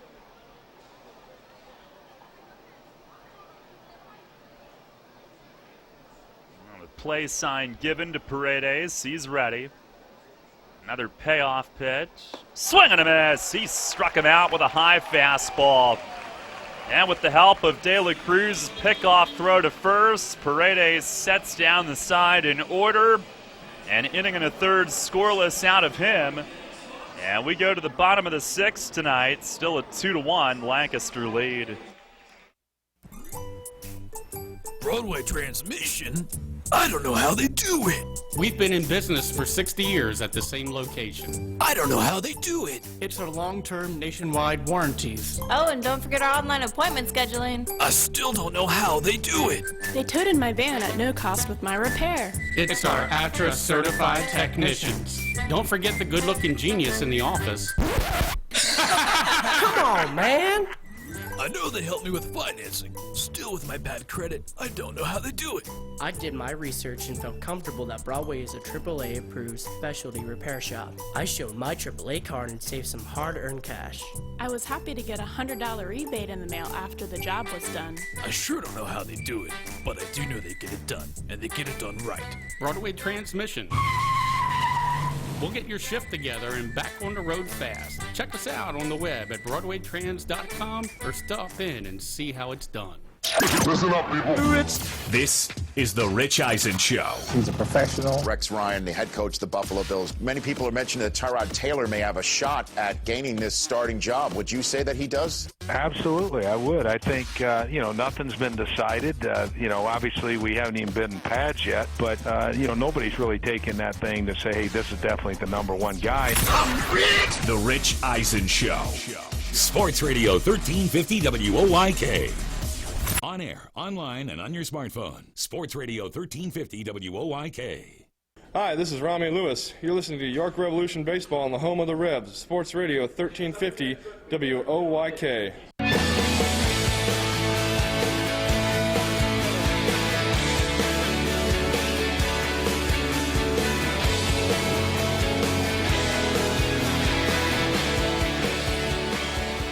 2-1 Lancaster. We go to the bottom of the sixth inning. Madison Boer's night is finished. Right-hander Blake Hassebrock takes over. Pitching change brought to you by Maple Donuts. And Boer goes 5, gives up just 4 hits and the 1 run on Patterson's homer. Struck out 3. What, Ray? I was telling you 1 walk, but... Oh, thank you. We were going in order, so I save you some time. But no, I thought I screwed something up. No, again. Here's Wilson Valdez. He jumps back, and Hassebrock fires in too close for comfort.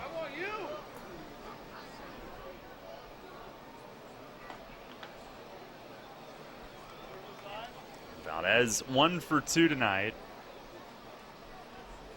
There's the 1-0. And that one's over the plate, a called strike. 77 pitches, 49 strikes for Boer.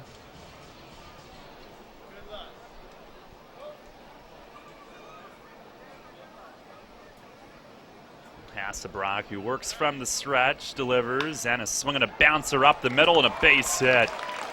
Valdez, a leadoff single to center here in a one-run game, beginning the bottom of the sixth. Eric Patterson up next. That was a base hit that if Hasselbrock was a lefty who probably could have snatched out of the air easily, but on his bare hand side, and he couldn't get a snag at it. It was ironic after the stare down earlier tonight that the first pitch was way in, but that was Hasselbrock's first pitch since coming in. Didn't think there was anything to do about it. I don't think Valdez did either. He would have been the first one to tell him. Nope. Yeah, he would have. Here's Patterson. The first pitch is a called strike over the inner half. Patterson 1 for 2. Launched that long home run in the third inning, his 7th of the year. Tied it at 1-1 at the time. As soon as we announced our Heritage Lawn Landscape Care home run contest winner, as it turned out, made that a special moment tonight, that's for sure. Pitch to him is fouled away, left field side. 0-2. Hasselbrock in 6 outings, 6 innings, 1 run on just 3 hits. And now Cutler will head out and talk with him after that last pitch. Perhaps they were not on the same page. We saw him in the game here on Monday night. He came in, got out of that bases loaded situation when he inherited Kyle Simon's 3-1 count. Threw 1 pitch, got out of it.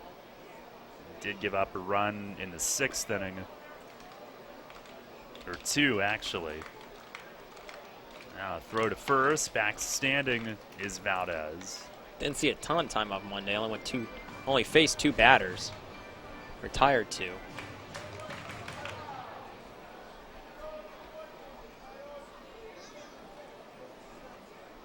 Now the stretch. There's the 0-2. Swung on and fouled off to the left. Valdez entering play tonight, tied for 2nd in the league in steals with 27. He's on at first on the leadoff single up the middle. 2 for 3 tonight. He's got his 9th multi-hit game in the last 14.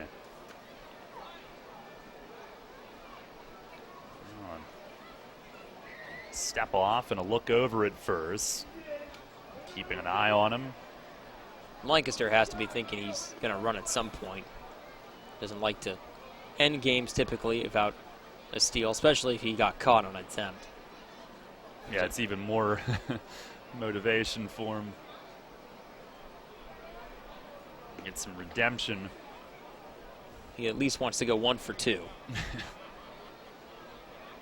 Now the stretch. And the 0-2. Swinging a tapper foul over toward Boggs, who waits next.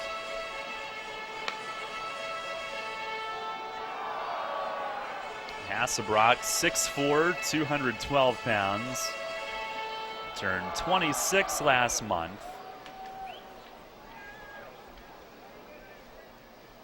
Native of High Point, North Carolina.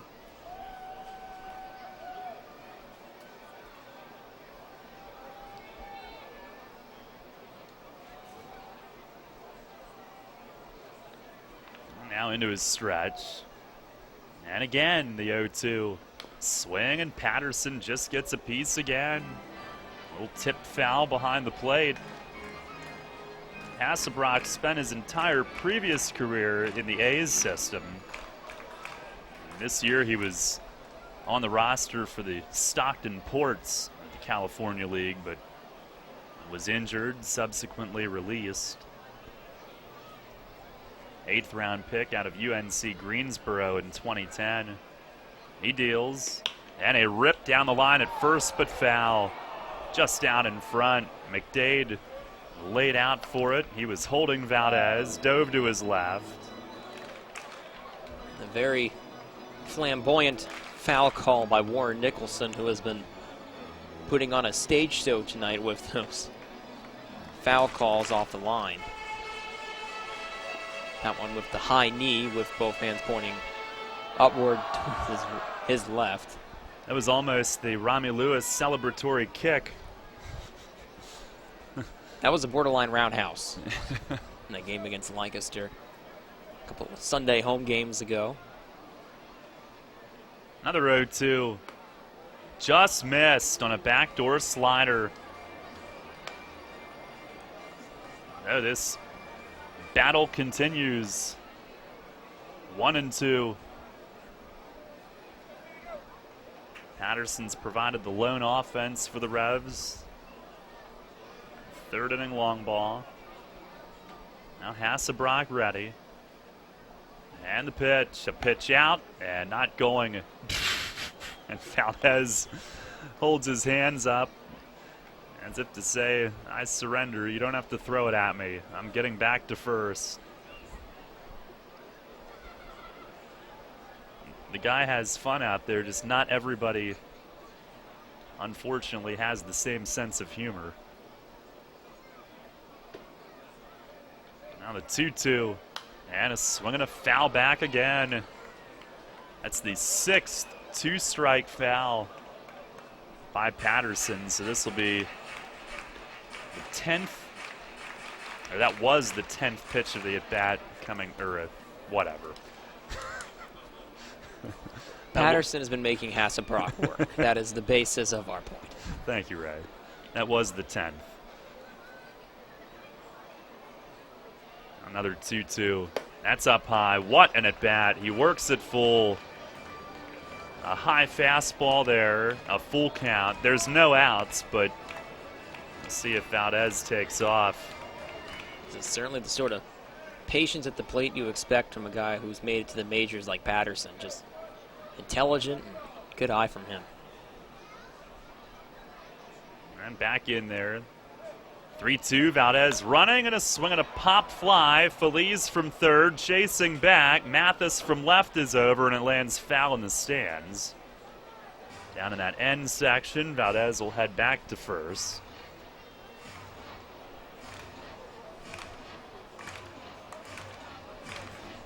Hasselbrock had made it to Double-A.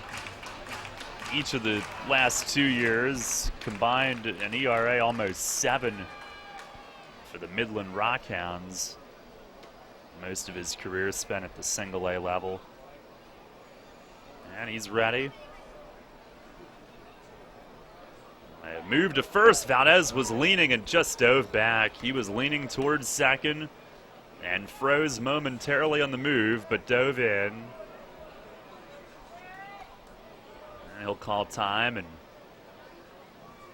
brush the dirt at the spot where he had his lead. A leadoff single to begin the inning, which has commanded a lot of attention from Hasselbrock, while this lengthy duel with Patterson ensues. Another 3-2. Valdez runs and a ground ball foul down at first. Snagged by McDade, reaching over.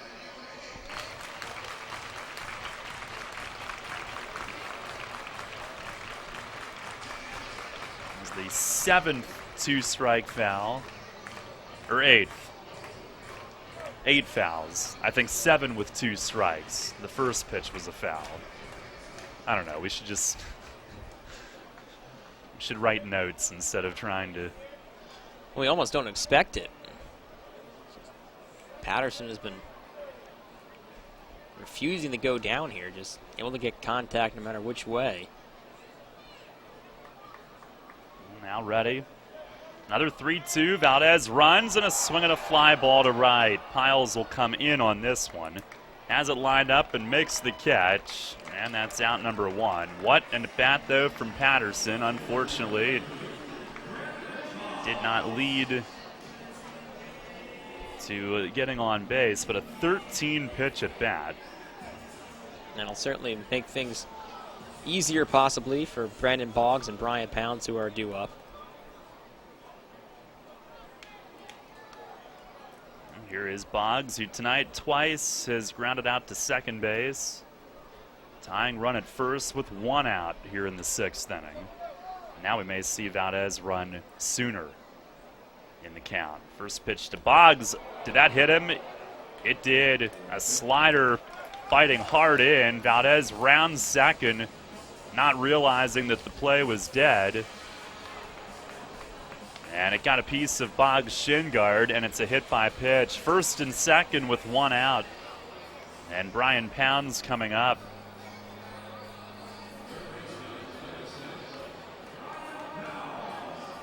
Cutler wasn't sure either. He went hard to the backstop, chasing it. Valdez took a big turn at second, which drew Cutler's attention.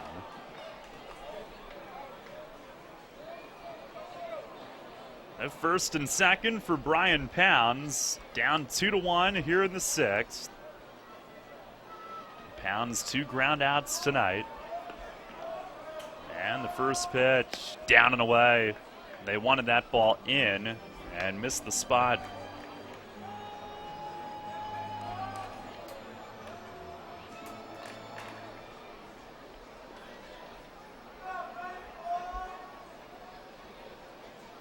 Valdez at second, Boggs at first.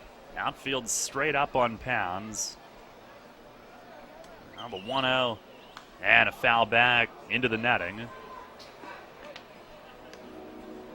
Revs trailing 2-1, bottom 6. Both teams into the bullpen.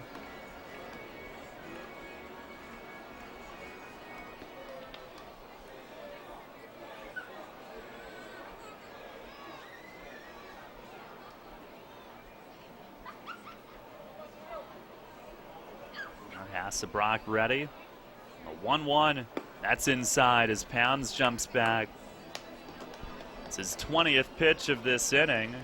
Or not, yeah, 20th.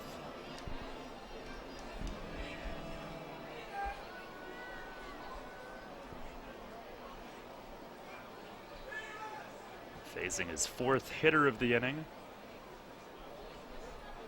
And he's set. The 2-1. Half swing he went on a high fastball, tried to stop. There's a ton of room if he pulls one toward the hole. Kind of strange. It's Zawadzki at short who's up the middle holding Valdez. They're expecting Pounds to hit it the other way in the infield. There's the stretch. And the 2-2 swung on, hit in the air, right center field. Collier a long run back, and he'll get there. Catch is made. Valdez tags from second, and he'll go to third. Pounds driving it fairly deep to right center. Not a lot of carry on it, though, since the early stages of the game. And it'll be Andres Perez with first and third and 2 outs. Butch heading to the mound. See anybody up in their bullpen, so he'll spend one of his visits here.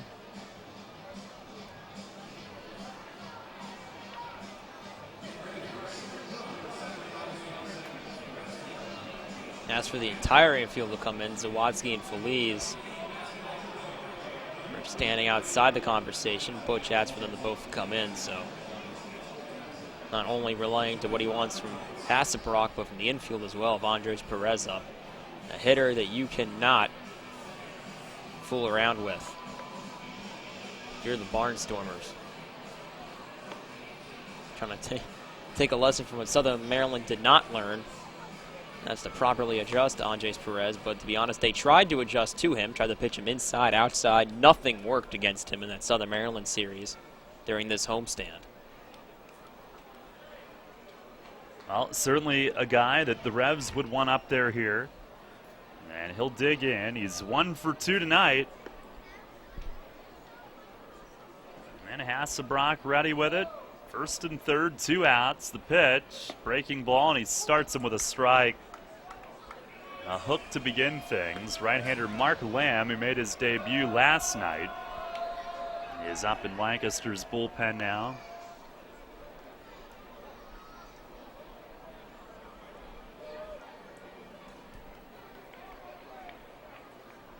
stretch.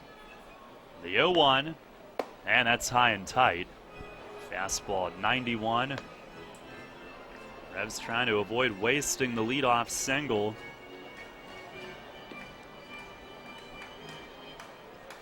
Big game tonight, a win, and they'll end the series within 2, a loss, and they'd be 4 back. Here's the stretch.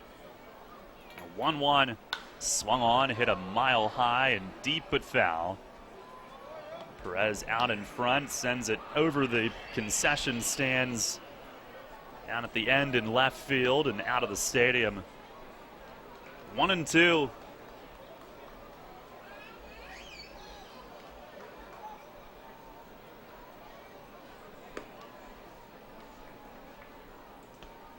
Now the stretch from the righty. And he deals. Slider down low. It's 26th pitch of the inning. 2 balls and 2 strikes.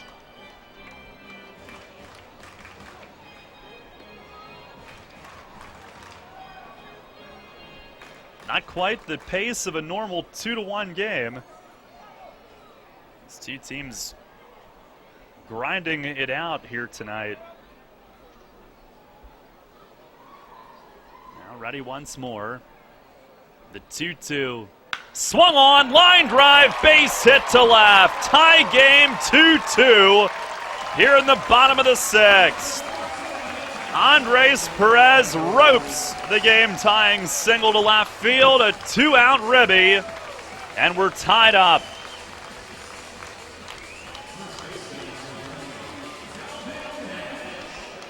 RBI number 52 of his season.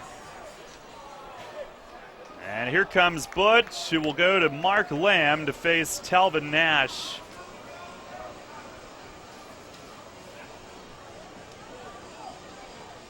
Now Perez, the RBI single to left. 19th RBI his last 17 games. Brings in Valdez. It'll be first and second for Nash as Hasselbrock is sent off. Another good patient at bat. Perez didn't chase anything. And then he grinded out an AB. Eventually coming through with the big knock.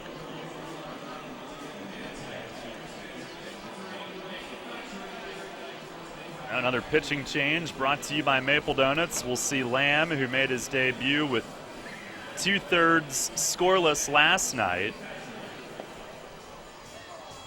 Got a strikeout and a pop-up against the middle of the York order in last night's game.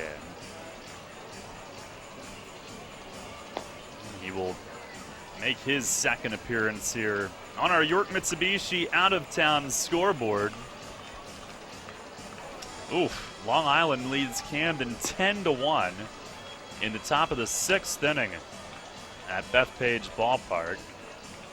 They're also in the 6th inning. Sugarland visiting Somerset. They are tied at 3.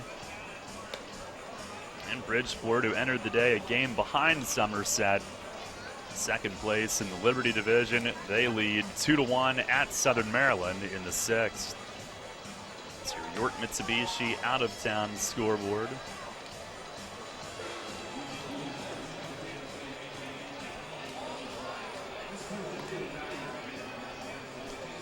Well, Lamb getting set to face Nash, who has walked tonight. And then his last time up, he hit it hard in left field, but a line drive that was caught.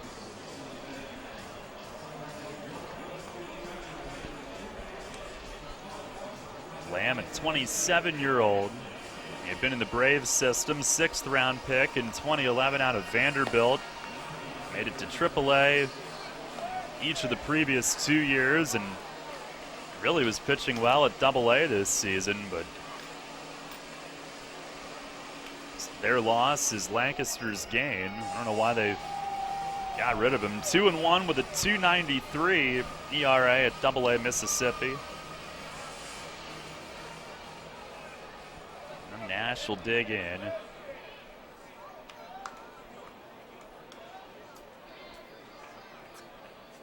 2 on, 2 out here in the bottom of the 6th inning, a 2-2 score. Revs are now doubling up Lancaster in hits, 6-3. After that knock from Perez, his 102nd hit of the year. There's the stretch, and Lamb's first offering is down low.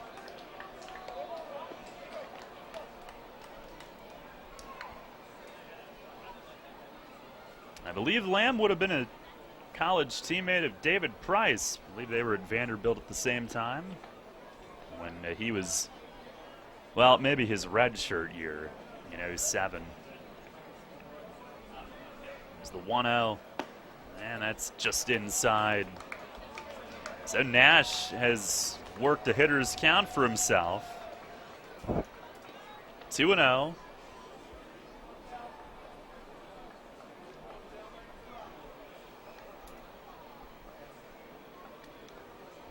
Looking for the big guy to break out. There's the stretch. 50-50, last chance. 2-0. And that misses low. De La Cruz is on deck.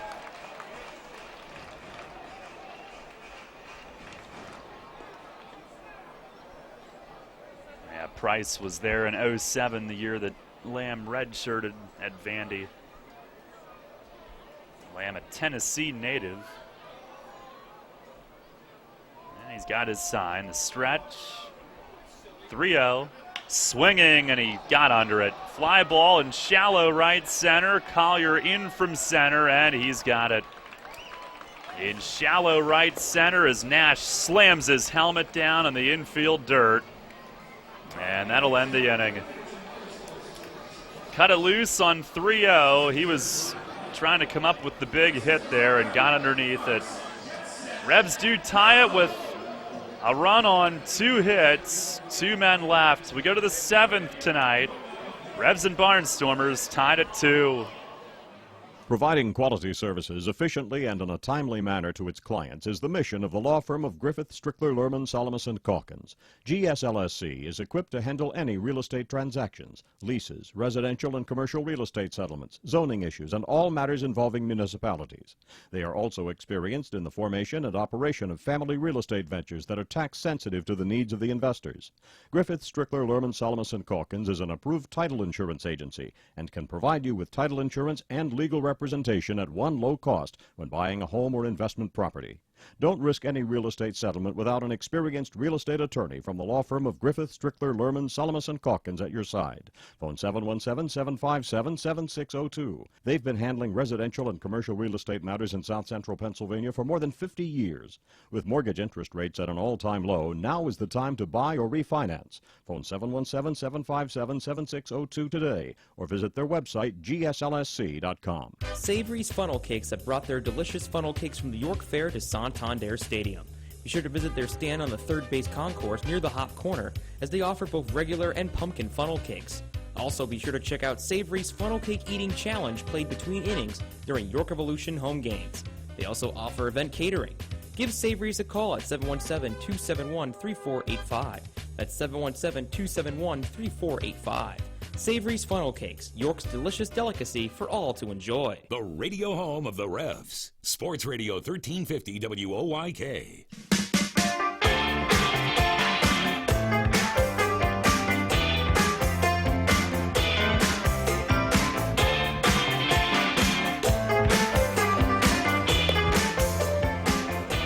As we head to the 7th, Ron Scooters will take over. Pitching change brought to you by Maple Donuts. Tyrell Harris, 4 2/3 in the spot start. Paredes an inning in the third scoreless. And now it'll be Scooters who takes over. And looking to rebound. Monday night gave up a game-tying homer to Kent Mathis in the 7th inning. Retired the other 3 and looked very good in doing so, but just one pitch that Mathis sat on, a 3-2 count, and hit a home run. It was only the second run given up by Scooters in 11 appearances this season. We'll face Charlie Cutler up first, left-handed hitting catcher, 5'6", 7 in the order. And the first pitch of the inning is right there for a strike.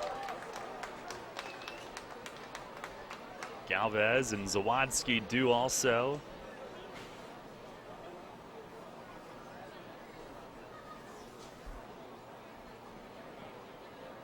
Now Scooter's ready. Outfield playing Cutler the other way. The 0-1. And he's swinging a fly ball foul off to the left. No balls and 2 strikes. Revs are basically one guy short in the bullpen tonight, bringing Harris into the starter's role. Scooter's 2-0 in 11 outings, 11 innings, 2 runs, 16 Ks, 5 hits. Now Cutler will take a step out.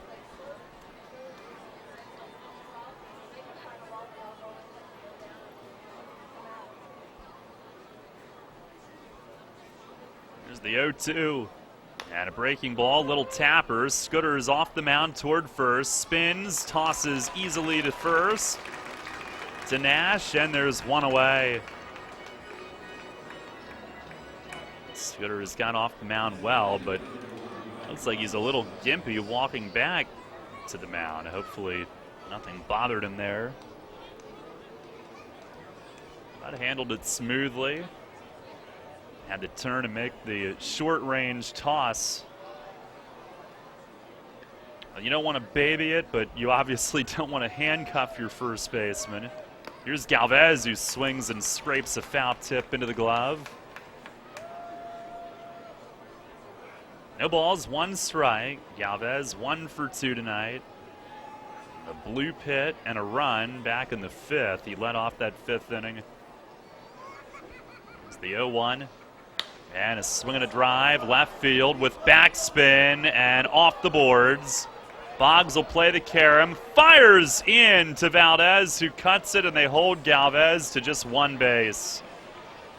A single,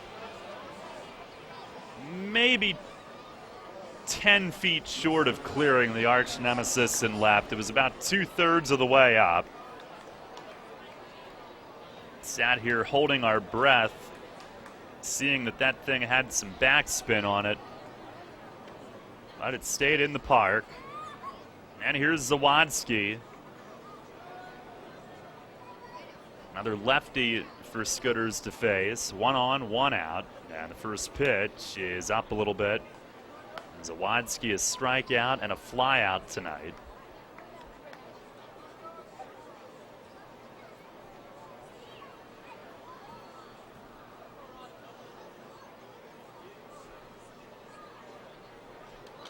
Stretch. A 1-0. And that misses low.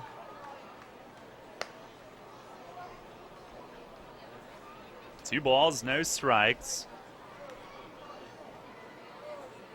Lefties 2 for 15 off Scooters coming in. Righties 3 for 22, so it's basically a wash. He deals, and that's upstairs, 3-0. De La Cruz will take a few steps out and give him a look as he throws it back to him. The Revs will send Perdomo down to the bullpen to get loose.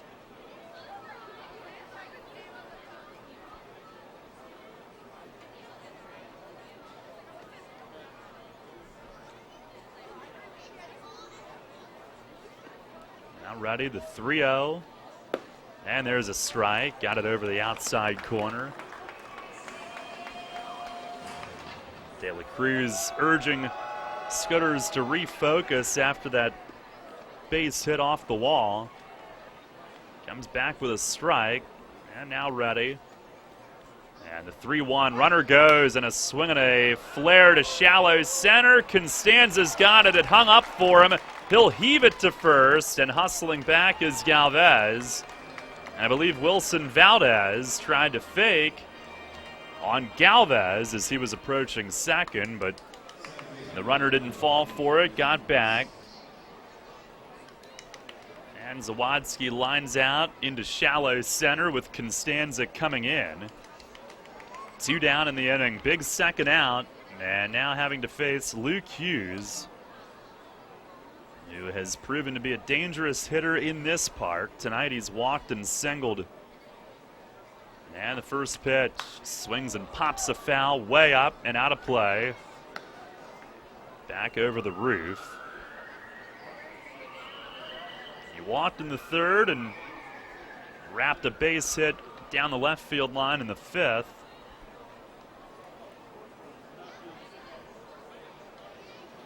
Down the stretch, and the 0-1. Swing and a miss on a high fastball. Hughes has a little upward tilt in his swing.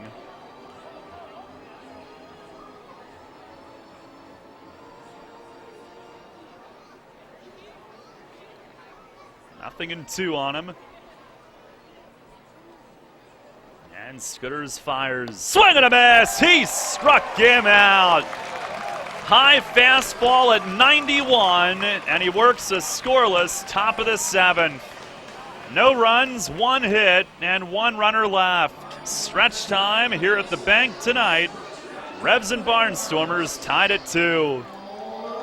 Looking for something cool to do this weekend? Looking for a different kind of family fun? Come to the coolest place in town, York Ice Arena. Get on the ice with your friends for Rock and Skate. The last Friday of each month. Every Wednesday is family night with free skate rentals for the whole family. And remember, the coolest place in town is also available for the coolest birthday party in town. For party package prices and public skating times, check out YorkSkate.com. Want to learn to skate? Want to suit up and learn how to play some hockey? Come to the coolest place in town, York Ice Arena. Learn to skate programs are now available for all ages, for every skating ability. Class levels range from beginner to freestyle, where you'll learn basic jumps, spins, and footwork. And skating rental is included. Or get on the ice for York Ice Arena hockey programs. Taught by Ice Arena coaches, boys and girls can learn proper techniques for the game. Rental equipment is available. Group skating lessons and beginner hockey programs are forming now. Plus, York City residents get a 50% discount. Register today. Go to YorkSkate.com.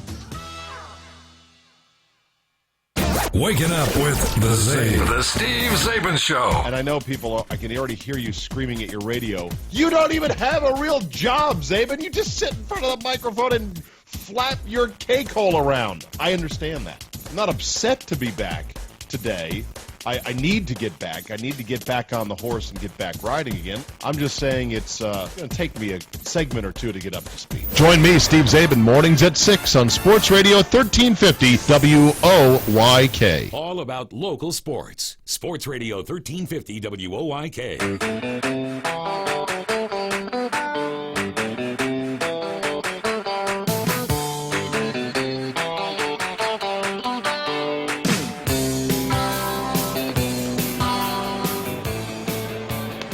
2-2 it stays. We go to the last of the 7. Mark Lamb stays in. He got Talvin Nash on a flyout ending the 6th. The only strike that he threw in that at bat. Andres Perez, the game-tying single off of Blake Hassebrock. Revs would leave 2 in the inning, but did draw even. And Luis De La Cruz to lead things off. Tonight is lined out to right and grounded out to short. Facing Lamb, who's retired all 3 that he's faced since signing with Lancaster. And the first offering, slider, and it's in for a strike. Barnstormers do have a lefty up in their bullpen. Perhaps for the top of the order, Constanza and Patterson are 2 of the top 3 with Valdez in between. Here's the 0-1. Swung on, line the other way, base hit to right, over toward the line. Piles has to hustle there, and he'll get to it, holding De La Cruz to a single, but he slings it over McDade's leaping effort at first, and the leadoff man is on here in the bottom of the 7th. Nice piece of hitting from Luis De La Cruz. And Mikey Reynolds up next. We'll see if the bunt's on here. And there's a pretty good chance of that. So does Feliz, who's in from third. And Mikey squares and pushes it toward first. A good one. Lamb underhands and just got him. The sacrifice is good. 1-3 on the out. And De La Cruz to second with one away. And it'll be up to one of the guys at the top to get the hit. Jose Constanza playing around with Butch. He was waiting to see if he should go to the plate or not. And now here comes Butch as soon as he does. And he'll head out and make the move. Some gamesmanship there. Constanza stayed in the on-deck area, leaning toward the batter's box and looking into their dugout like, should I go or are you going to head out and make this move? And Butch looked at him and made a motion like, go on, get up there. And then as soon as he did, out goes Butch. Makes the move to bring in the lefty. Pitching change brought to you by Maple Donuts. And it appears to be Al Yavoli who will take over. By the way, tomorrow night at Bridgeport, we'll be on at 6:45 tomorrow. And Frank Gailey starting opposite Matt Iannazzo in the series opener. And after our game tomorrow night, our first NFL broadcast of the year, preseason. Cowboys and Chargers join in progress if necessary. Coverage begins at 9:30, but we'll join whenever we are finished. And then on Friday night, another 6:45 Revs pregame, 7:05 first pitch, and after that one, we'll have the Raiders and the Rams preseason game. Our season-long NFL coverage beginning tomorrow night. Your local sports station, your football station, all fall and winter as well. Now Yavoli going through his warm-ups. We saw him in the game 2 nights ago. And he was not charged with a run, but gave up a couple of hits that allowed Hasselbrock's inherited runners that Yavoli had picked up to come in and score. Constanza had a little swinging bunt fielder's choice against him. Valdez blooped a hit. Patterson doubled off the lefty. And those are the 3 that he is due to face should the inning go that far. Runner at second and 1 out. And Constanza 1 for 3 on the night. And we'll have the first shot at him. Yavoli in 6 outings, 3 2/3 scoreless. No walks, 5 Ks. And his first pitch, that bites down and away, ball 1. Constanza tonight, 1 for 3.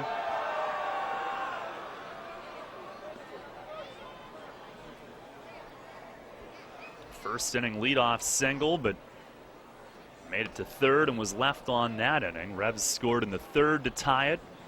And then in the 6th, again to tie it. Here's the 1-0.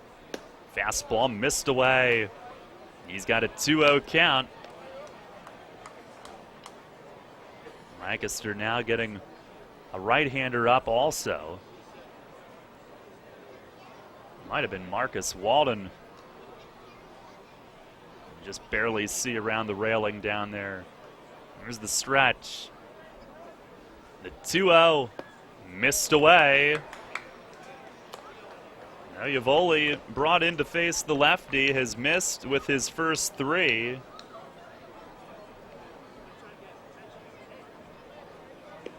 Two-two game here in the bottom of the 7th. De La Cruz, the lead run at second. The 3-0. Taking, and Constanza starts toward first, and it's a high strike call. The 3-0 automatic will keep him at the plate.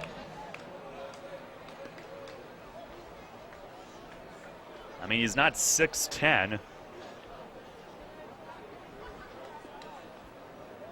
He's 5'9". And now he'll call time and back out.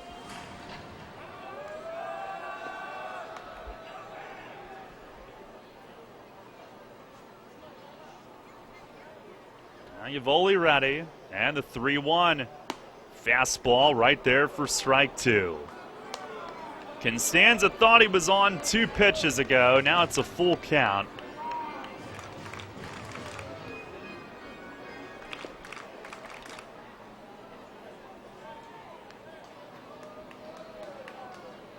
Valdez waiting on deck and watching. A little bit closer behind home plate than where the on-deck circle is, trying to get a look at the lefty.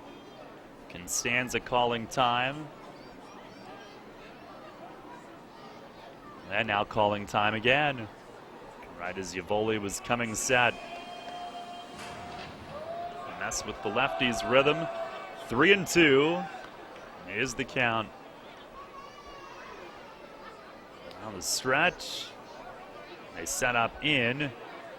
And the pitch, just swinging a foul tip straight to the backstop. And Constanza hangs in. That fastball at 93.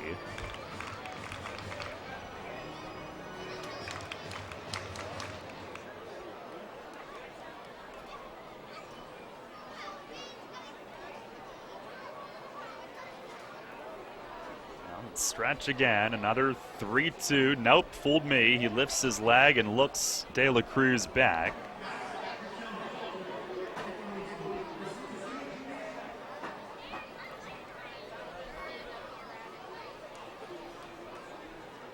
Now we're set. Couple of peaks. Another look, and now Constanza asks for time right before Yavoli lifted his leg, and now rain begins. I didn't realize that this was in the forecast. A light rain begins to fall, and the tarp crew is down there, ready just in case. The pitch swung on, line foul the other way, over the stands and left. And it bounces up and over. I didn't know we were anticipating this.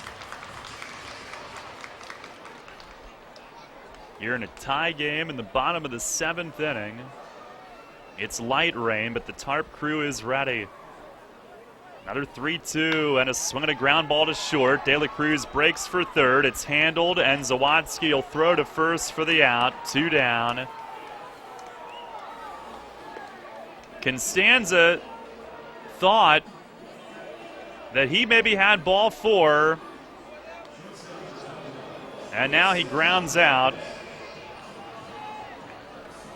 2 down. Wilson Valdez will be the hitter, and here comes Butch, and he'll call on another reliever.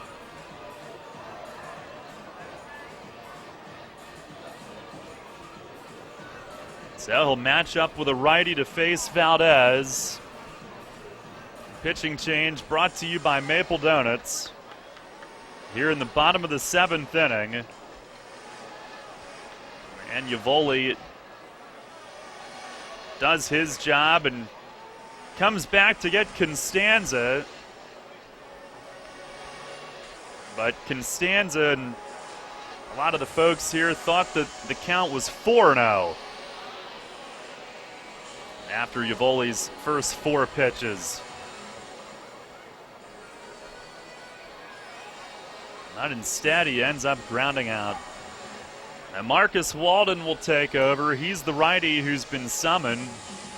The Revs won the game in the 9th inning against him the other night. Another pitching change brought to you by Maple Donuts. We'll pause 10 seconds for station identification here on Revolution Radio. First in York, first in sports. Your only local sports station. The new Sports Radio 1350, WOYK, York, Pennsylvania. Now Marcus Walden, who the Revs handed the loss to on Monday night. 2-4, a 3.65 ERA, 33 outings. Has 4 saves. He's even made 3 starts. Revs have beaten him twice in last at bat situations here this year.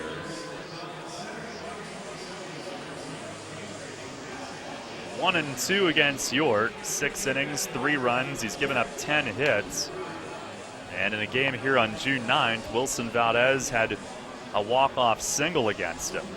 The rain has already tapered off. The tarp crew remains down in right field, though. So Valdez will face him here. 2 for 3 tonight. A run scored in the 6th inning. Scored the tying run on Perez hit.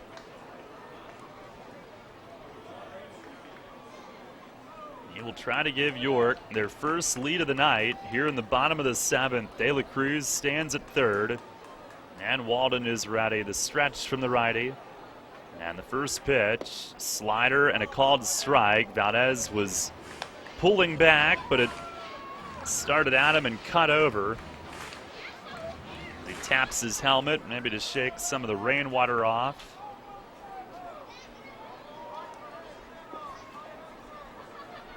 Now the stretch. And the 0-1 swing and a bounce foul, third base. Polo will come over and grab it. And Walden ends up ahead of him quickly, 0-2. 4th reliever used in 2 innings by Lancaster, the 3rd different one used this inning.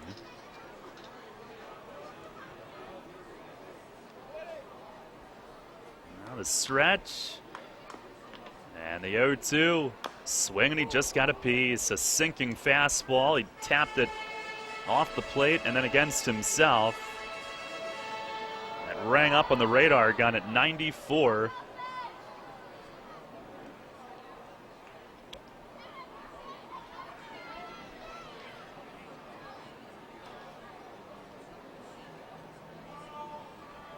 Two our score.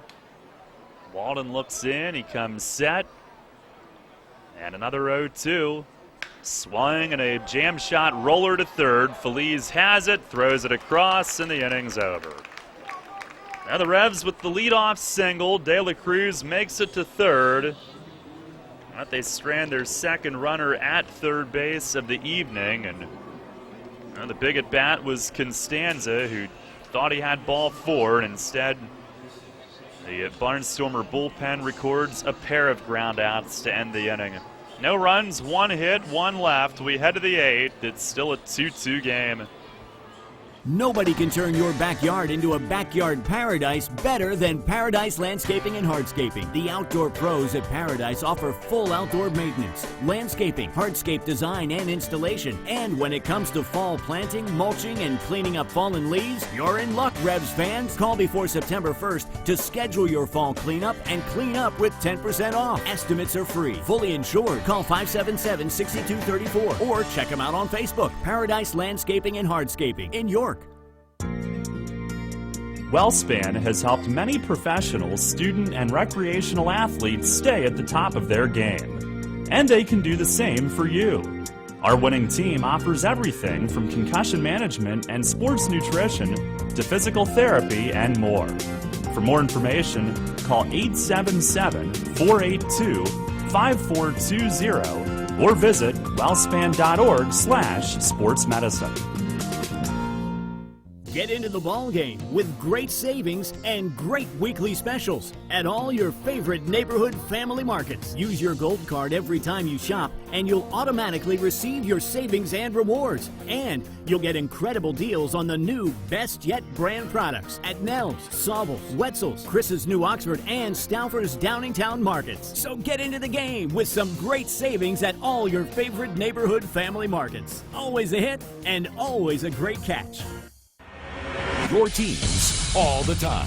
York's only place for local sports. Sports Radio 1350 WOYK.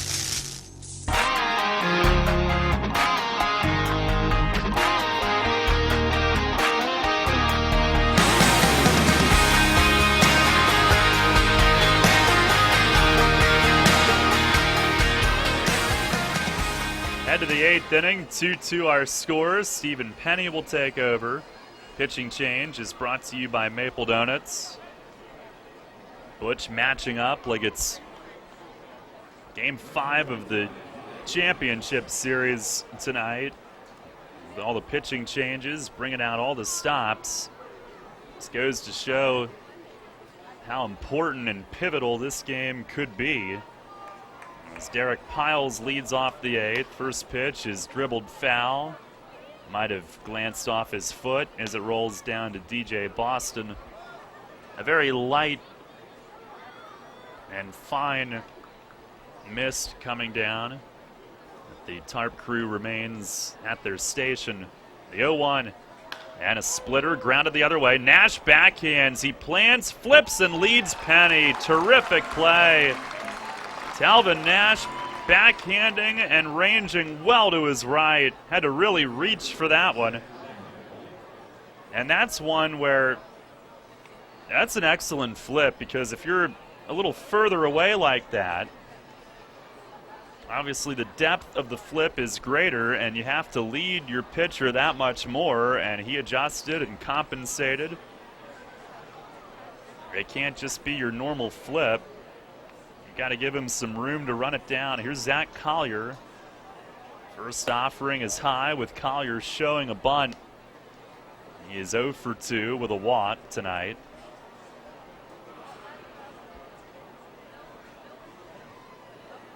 Two-two game here in the 8th.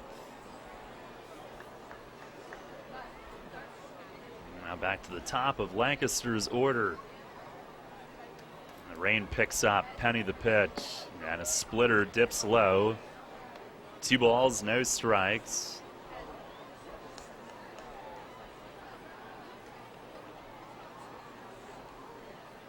Still light rain, but coming down a bit quicker than it was a moment ago. Penny set. The 2-0. Swinging a chopper right side. Mikey's got this one, and a quick toss over. He nips Collier. 2 down on balls beaten into the ground. Nash had started toward it, but Reynolds called him off. He had it as the rain picks up a little more steam. It's blowing sideways too, left to right. I don't know if I just didn't pay attention or what, but I did not think this was going to happen tonight. And now time called, and they'll call for the tarp. Great. Penny just standing there in disbelief. He thought he could continue and wanted to. And now if there's a delay, the Rebs may burn an extra pitcher just to get through this half inning on a night where they started in the bullpen. That's a bad break for York. To have to take time in the middle of the inning, and depending on how long we wait, we'll see if Penny can go back out or if they have to go right to another pitcher out of the bullpen, and they blow his services after 2 hitters. Now the tarp crew battling some wind as they peel it across. We'll take a break and get our booth shut. 2-2 our score with 2 outs in the top of the 8th and a rain delay here tonight in York. Providing quality services efficiently and in a timely manner to its clients is the mission of the law firm of Griffith, Strickler, Lerman, Salamis & Calkins.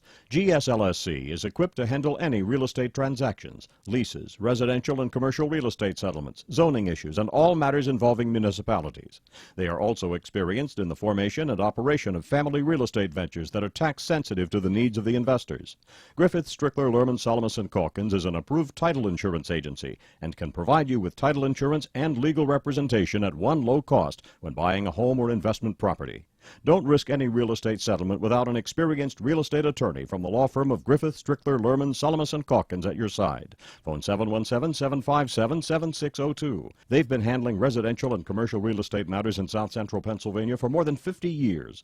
With mortgage interest rates at an all-time low, now is the time to buy or refinance. Phone 717-757-7602 today or visit their website, gslsc.com. All right, let's try this one. Wherever you are, WOYK is... That blows. How about, wherever you are, WOYK is watching. Oh, no, that's creepy. Let's try this. Take Sports Radio 1350 on the go with the new WOYK mobile apps. Available for download today. Bingo. The new Sports Radio 1350. Available anywhere via the WOYK mobile apps. First in York, first in sports. The revolution plays here. Sports Radio 1350 WOYK. Well, they very quickly got the tarp on the field. Hats off to the grounds crew. Had some wind to fight as well. They were going into the wind, pulling it across from right to left. And our rain delay underway here at Santander Stadium with the bases empty. 2 outs in the top of the 8th. The 2-2 score. Anderson Feliz was just about to step in when they called for the tarp, and the rain has significantly picked up. But it's unfortunate timing. Penny was 1 out away from getting through the inning, and then you figure you use him for an inning, and that's fine. He can be done. Go to somebody else out of the delay, but nope, it comes right in the middle of the innings, so we'll see how long it is and if he can come back out, or if it's if the Revs have to burn 2 pitchers just to get through the inning because of the delay. 2-2 our score here in the 8th, and we'll recap things tonight. Tyrell Harris making the spot start, so they're already down a reliever for this game. And by the way, typical Rami Lewis fashion, he's the only one seated outside of the dugout or away from any cover. He's got the cover of his umbrella down in his chair. He is seated comfortably in his chair down in the Revs bullpen in right field. No reason that we should be surprised about that. That's his spot. But he's the only one out there. He's got the safety of his umbrella, the comfort of his chair. The scoring recap, though, tonight, Mike McDade, a first-pitch home run to right center, leading off the second inning. That gave Lancaster a 1-0 lead. The Revs answered in the bottom of the third as Eric Patterson teed off on a deep shot to right, a solo blast of his own. His 7th of the year, tied it at 1. Then in the 5th inning, Lancaster went back ahead as Brian Cavazos Galvez blooped a single to lead off and would score on a 1-out wild pitch. And that gave Lancaster a 2-1 lead.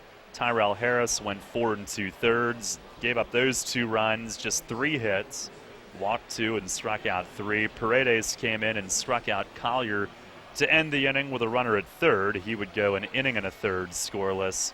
And in the bottom of the 6th, the Revs would tie it up as Wilson Valdez led off with a single. Now with 1 out, Brandon Boggs hit by a pitch. Pounds flied out to deep right center for the 2nd out, advancing Valdez to third. And Andres Perez would follow with an RBI single to left field, tying the game at 2-2.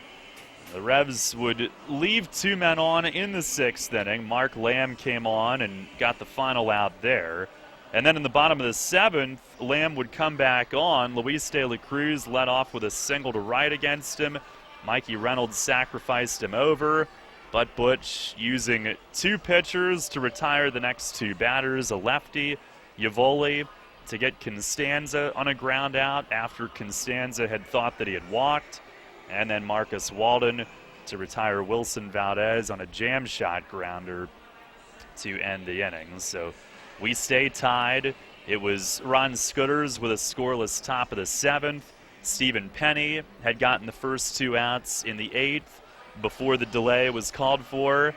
And that's how we have gotten to this point tonight. Why don't we go right to the source? Are you cool with this, Mike? Oh, I'm cool with it. Mike Urich, our head groundskeeper, is here in the booth. We don't get updates like this just anywhere. First of all, what are we looking at weather-wise? We got a little cell coming through. It's 1 of 2 in Pennsylvania right now. Great. So, guess we're lucky. We got a little bit of yellow coming through, so steady rain. Okay. How long do you think it'll last? 30, 40 minutes. Really? Okay. All right. How was the tarp pool? Went well. Team did good. We're a little too strong. We overshot second base, so pulled a little too far, but we got it on. I guess that's better than not being strong enough. I guess so. Which is not a problem with this group. Oh, no. What's the process like when you're updating the crew chief during the game and you're seeing things on the radar? What was it like tonight? It's all about communication, and I'm sitting down there in the bullpen with the pitchers, just so I'm real close to the crew chief, and making sure we got front office staff ready to go in Section 1 to help put it on, and basically communication every half inning, updates as the weather updates. Are the crew chiefs polite? Oh, yeah. Oh, yeah. Now, the other day, I know you guys got stuck in traffic, right? And you had to call in the tarp pool during the day. Yeah, Burger King took a little too long that day. But it helps to have a cooperative, at-the-ready staff like we do, doesn't it? Oh, yeah, I gave John Gibson the call, and he made sure the crew was ready, and they got it on. We showed up right as they got it on, and we helped put stakes in, so we partook in it. Okay. Well, now what are you going to be doing over the next 30 minutes or so as you monitor this and everything? What's next? Just I'll make a trip down to the umpires' locker room and discuss with them about the weather pattern and make sure we're all on the same page about when to start, and communication again. Very good. Mike, I appreciate it. You can come join us anytime during these. It's great to get the inside scoop from you. Did you know that I was going to throw you on the air when you popped in the booth? I came in because I wanted to be on the air, so. Okay, all right. That's how it works. I appreciate the update. I got a lot of fans out there, I think, so. Yeah, I think there's a spike in ratings as we speak. And not just from your groundskeeper room. But a 2-2 game here in the eighth inning. That's the scoop. We could be looking at 30 or 45 minutes. Can I quote you on that? Yeah, you can quote me. All right, very good. That way I don't have to put myself out there with the prediction. It can be on somebody else. So. Well, I'll just blame it on the Weather Channel then. That's fine. It all falls. How's it go? It all trickles down to. It all falls on somebody at the bottom. Yep. So. Well, that's our update. We'll send it back to the network here in a moment, but first let's check out our York Mitsubishi out-of-town scoreboard tonight. Mike, you can hang out and get some exciting score updates if you'd like. I plan on it. Top of the ninth inning, Long Island leads Camden 11-2 at Bethpage Ballpark. Sugarland has gone in front 4-3 at Somerset. That game's in the bottom of the seventh. And Bridgeport a 3-1 lead in the bottom of the eighth inning at Southern Maryland. They were swept in a doubleheader yesterday in Waldorf, but they lead late in the game in Southern Maryland tonight. Take a look at the Major League scores before we send it back to NBC Sports Radio. Bottom of the seventh in Toronto, the Blue Jays continue to mash. They lead the A's 10-3. Seventh inning in Cleveland, the Indians a slim 2-1 advantage over the Yankees. Mets shutting out the Rockies 2-0 in the eighth inning in New York. And one of the Mets' new additions, Tyler Clippard, is on out of their bullpen. Top of the seventh, the Braves a 4-3 lead at Tampa Bay. The Pirates trail in St. Louis 2-1 in the fourth inning at Busch Stadium. Bottom five at Wrigley, the Brewers and Cubs tied at 1 under the lights tonight. Angels a 1-0 lead in Chicago. That's in the fifth inning against the White Sox. Bottom of the fourth in KC, it's the Royals 3, the Tigers 2. Rangers trailing at Minnesota 4-0 in the bottom of the fourth inning. Cole Hamels, I believe that start was going to be his tonight. He did have to be scratched from a start. I believe that was tonight's game, as he had, I want to say it was an oblique that bothered him slightly, something that caused him to miss a start. And the Rangers down 4-0 in Minnesota in the 4th inning. The Orioles were no hit today in Seattle. No hit at Safeco Field. And Hisashi Iwakuma with the no-hitter at Safeco. The AL's first no-hitter since Felix Hernandez's perfect game in 2012. That's hard to believe. But Iwakuma with the 5th no-hitter in Mariners history. 3-0 earlier at Safeco. The Reds a 7-3 victory in San Diego. The Phillies win behind Aaron Nola, who's now 3-1, as they avoid a sweep to the Diamondbacks, winning 7-6 in Arizona. Astros a 2-0 victory in San Fran. They avoid a sweep at the Giants. The Marlins erupt for a 14-6 victory over the Red Sox in Miami. And the Nationals and Dodgers will play the late game tonight, the only game that'll start after 10 p.m. Eastern. And that one a fine matchup, Jordan Zimmerman against Clayton Kershaw. That is your York Mitsubishi out-of-town scoreboard. Here in our game, we await the rain with 2 outs and nobody on in the top of the 8th. Penny was in, about to face Anderson Feliz when they called for the tarp to be pulled on, and it was disappointing that the Revs didn't have a chance to at least finish the inning. But Mike, it looked like based on the tarp pull and the rain that picked up shortly thereafter that they probably called for it at just the right time. I agree. Yeah, I mean, baseball aside, you can't do anything about the timing of it. And Yep. You don't want to be caught out there, right? That would be the worst thing, would be if it's a downpour and you get stuck and can't get the thing on. Yep, that happened many a times in the major leagues last year. It happened a little bit to us last year. We didn't get shortstop covered. Yeah. High winds and sticky infield dirt. It calls for some problems. Yeah. Well, we'll wait it out here. And again, 2-2 our score in a rain delay here in the top of the 8th. As soon as we have an update to pass along or the resumption of play, we'll have that for you. You can also follow us on Twitter for those updates as well, at York Revolution, at Revs PBP, which is moi, and at WOYK 1350. So we'll be sure to keep you updated, and hopefully before too long we'll be back at it here tonight. Again, a rain delay in the top of the 8th. Revs and Barnstormers tied at 2. My thanks to Mike Urich, Revs head groundskeeper, joining us for the update. And for the moment, we'll send it back to NBC Sports Radio here on Sports Radio 1350 WOYK.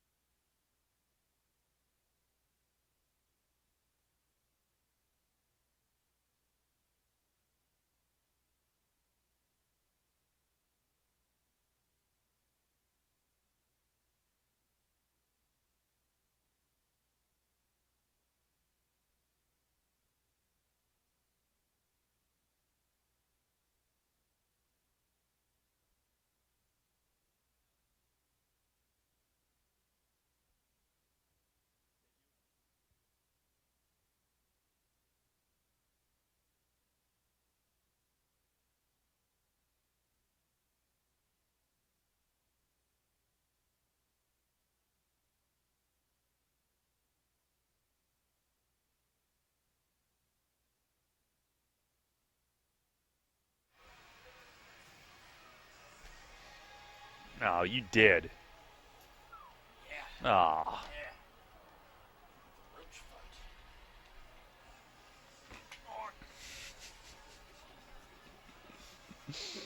What happened?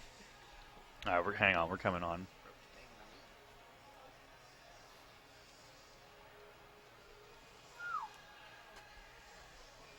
Five seconds.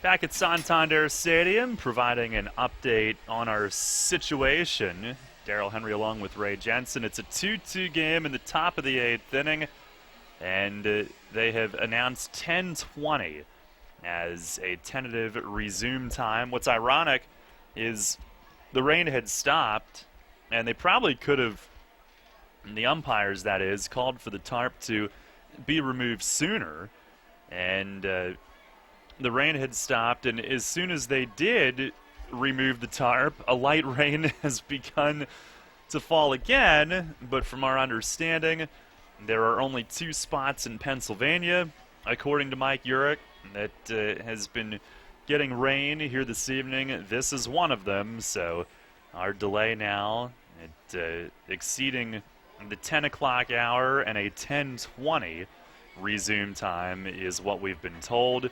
Field looks good. There's a little standing water in front of the Revs bullpen in right, along the edge of the warning track and the grass just behind first. But overall, they, you would have loved to have seen Stephen Penny finish that top of the 8th, but they called for the tarp at the perfect time, right before things got worse, and the field does look very good. So we'll resume around 10:20 or so.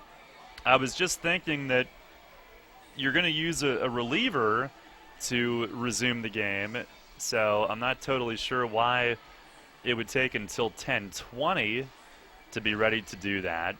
Guys haven't been seated for that long, but as we speak, the tarp is off the field, and now rain is coming down again. So they are getting the field ready, though. A couple of the members of the grounds crew are dragging and raking, and De La Cruz had gone out and begun to loosen his legs again, but neither team has had a pitcher begin to throw yet, so we continue to wait. But a 2-2 game here in the top of the 8th is where we are in this delay, and it'll be an interesting atmosphere, Ray, when play does resume, as this is a very important game for both teams, and due to the rain, it's probably going to finish in front of not very many people here late into the night. But both teams will need to resume with that intensity that they've shown all night, because it is a very important game, no matter how long we wait and the situation and all of that stuff. Yeah, while the play itself has been delayed a little bit, I think everyone, including Barnstormers and Revs included, want to get out there and finish this game. It's top of the 8th, and I know Stephen Penny wants to get back out there. We'll see if they do go with him. Even he hasn't been standing or sitting idly by very long, so odds are he'll most likely come in to finish what he started. But I think the drive to finish this game won't change, even with the rain. I think both the Barnstormers and the Revs want to get a leg up somehow and closer to a possible second-half championship. Trying to figure out how long our delay has been to this point. 9:19. Okay, so we're at about that'd be 42 minutes long right now is what the delay has been currently, and it looks like it'll be about an hour by the time play resumes. So 2-2 our score in the 8th. Lancaster tomorrow will be at home. They'll be hosting Sugarland. I'm sure they'll be happy to wait and as long as necessary tonight. They're just going back across the river. The Rebs have an early call tomorrow. They are heading to Bridgeport to start off the 8-game road trip, so tomorrow's morning could be a little rough depending on how late we are at this tonight, but guys get used to this over the years of playing at this level, but hopefully we can resume play soon. Right now, let's pause 10 seconds for station identification here on Revolution Radio. First in York, first in sports. only local sports station. The new Sports Radio 1350, WOYK, York, Pennsylvania. I'll take a quick look at our York Mitsubishi out-of-town scoreboard.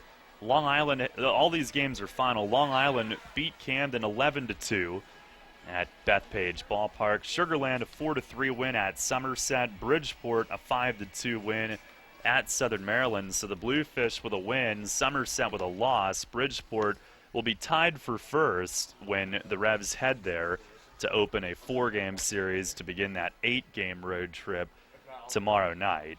And that's our York Mitsubishi out-of-town scoreboard for the Atlantic League here this evening.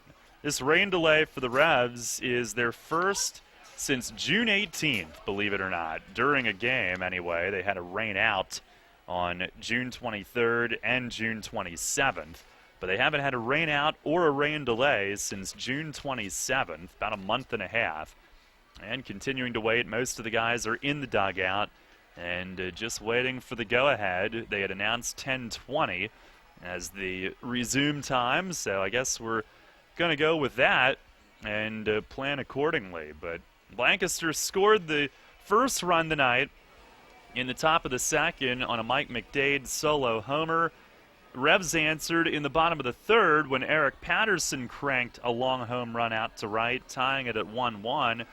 Lancaster retook the lead, scoring on a wild pitch in the fifth. Tyrell Harris, 4 2/3, 2 runs on just 3 hits in his spot start tonight. The Revs would then tie it in the bottom of the sixth on Andres Perez, 2-out RBI single to left, evening the ledger at 2-2. And that is where we are at the moment. Revs bullpen tonight, Edward Paredes, an inning and a third scoreless. Ron Scooters, a scoreless 7th. Stephen Penny had retired the first 2 in the 8th. And now we wait.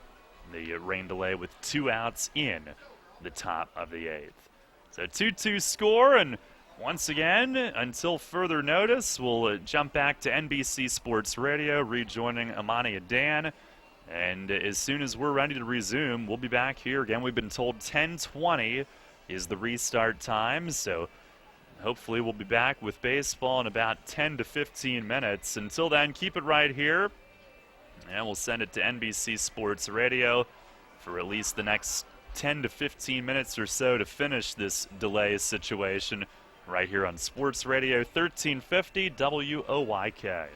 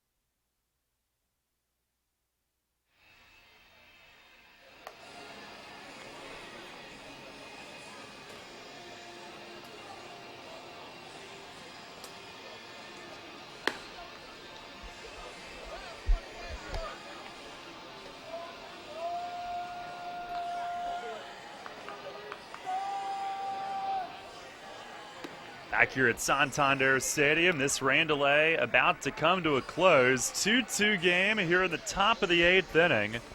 And Josh Judy will take over on the mound for the Revs. Pitching change brought to you by Maple Donuts. Very interesting. The umpires chose the resume start time of 10:20. It's now 10:22, and they are just getting back to the field. The teams have been out here waiting. So Judy going through his warm-ups. He will take over, facing Anderson Feliz with 2 outs, nobody on, and I'm sure that they will hope that Judy can give them the 9th inning as well.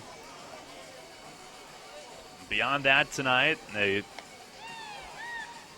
would also have Tony Pena available, Luis Perdomo, Bo Vaughn, and that's the extent. They've already used Paredes, Scooters, and Penny. And Judy is ready. 2-2, a 3.09 ERA, 37 games coming in. And Anderson Feliz will step in. It'll be a rain delay of 1 hour and 13 minutes. First pitch is a fastball strike on the outside corner. Back at it here at 10:23 p.m. And Judy out of the stretch. The 0-1 slider and a check swing. It's a delayed call and a strike made by the plate ump J.B. Torres. And Judy ahead quickly, 0-2. Nods yes. He's got it. 2-strike pitch. Swinging a foul back into the net. And Feliz stays alive. Bat Boy hustling behind home plate to grab it. He's still ready and on the top of his game. Here's the stretch from Judy. And another 0-2. A little low. Dip just down out of the zone.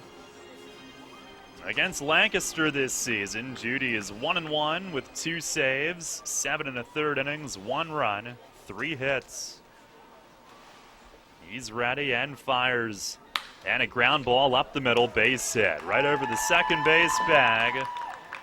So Feliz will get Kent Mathis to the plate here in the top of the 8th. The 2-out ground ball single up the middle. Judy ahead of him quickly, but Feliz would not go down and ends up getting on base. Judy tossing that ball aside as that picked up plenty of water off the grass. And Kent Mathis to the plate. Mathis tonight 0 for 2 with a hit by pitch. He was picked off at first by De La Cruz in the 6th inning when Paredes was on the mound. And Judy with the pitch to him, a slider, and it breaks down low. Judy kind of continued his follow-through, almost jogging to the front of the mound, looked a little off balance, and he'll kick at the landing dirt before he toes the rubber again. Mathis, 13 RBIs his last 12 games. Now Judy the stretch. And the 1-0. Breaking ball and a good one. That one's a strike. Obviously, the crowd has thinned out. We had over 5,000 the last 2 nights, 5,800 last night, 2664 tonight. And the lengthy rain delay naturally has thinned that number. There's the 1-1.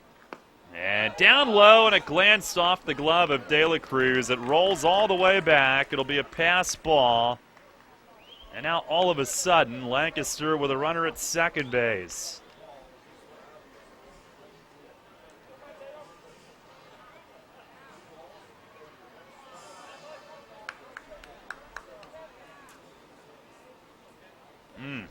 That was right there. Looked like he kind of turned the glove over it. And just kind of didn't trap it, but kind of boxed down over it. And it snuck right underneath him. So now the go-ahead run at second, the 2-1, and a check swing and a slider for a called strike, 2-2. And a good one from Judy to even things back up, trying to strand the go-ahead run in scoring position now.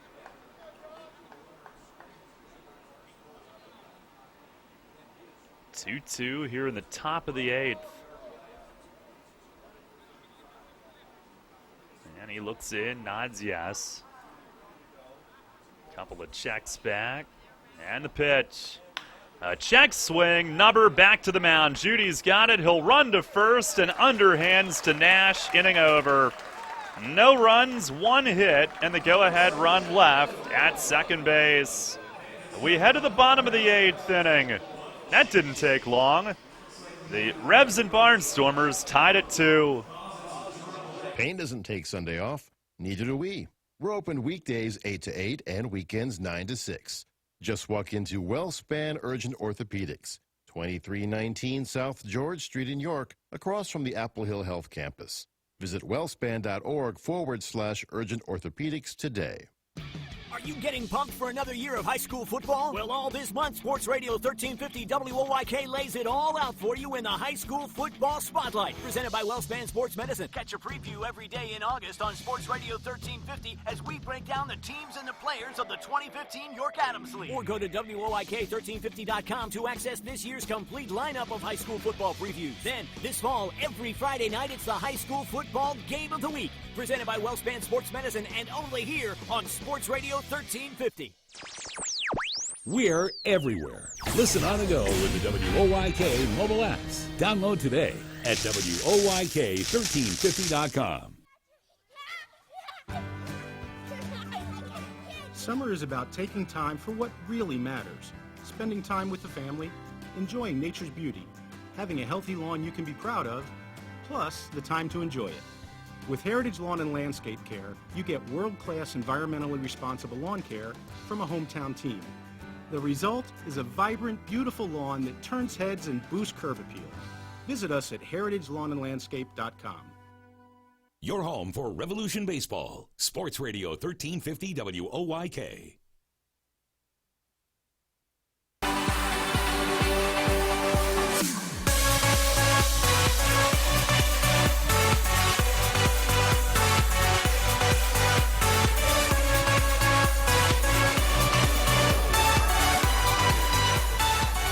Two-two, we go to the bottom of the 8th. And Scott Gracie will take over for Lancaster. It'll be Patterson, Boggs, and Pounds coming up in a 2-2 game.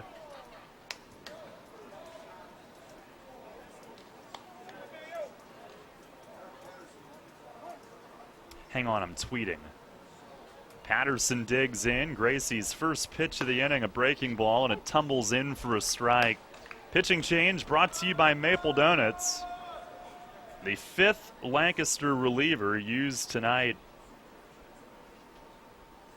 Pitch to Patterson. That's high and away. That might be a low number for them. And this one necessitated by the rain delay. A 1-1. And a swing and a drive!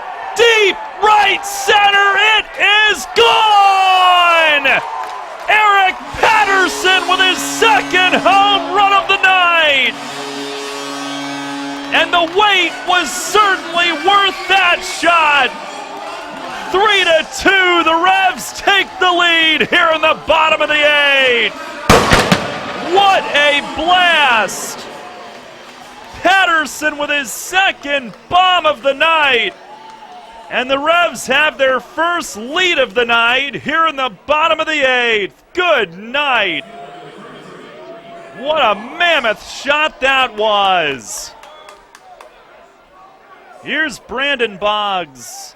And Gracie misses up high. 1 ball and no strikes. Patterson with an absolute bomb out over Cannonball Charlie at 1 hop. The back adds above the lawn. As Boggs looks at a strike, and it's a 1-1 count. So now Judy perhaps will be trying to save one for himself. As time is asked for, and Boggs a step back. What a blast. Patterson with his 8th of the year. He's within 1 of the team lead.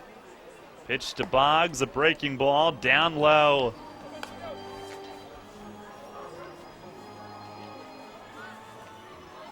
Those who remain just saw a mammoth shot. The 2-1. And a ground ball toward first and foul. Down the line to McDade, who gloves it. That is the 4th 2-home run game by a Revs hitter this season. Patterson with his 2nd. He had one May 20th against Long Island. There was no doubt about it. What a sweet swing. And you knew it the moment it left the bat. The 2-2. Fastball misses high. Boggs tonight 0 for 2 with a hit by pitch.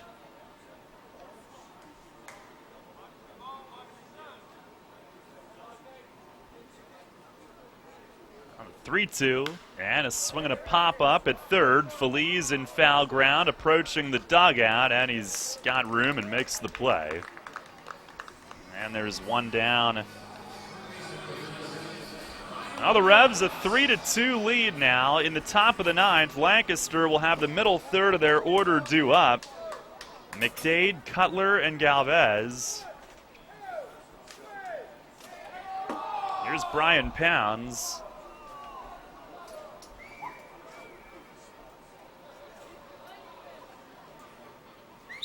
And the first offering, a curveball, it misses high.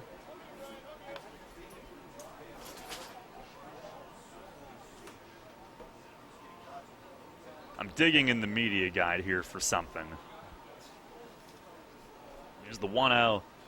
And a breaking ball down low. Pounds 0 for 3 on the evening. 2 ground outs and a deep fly out.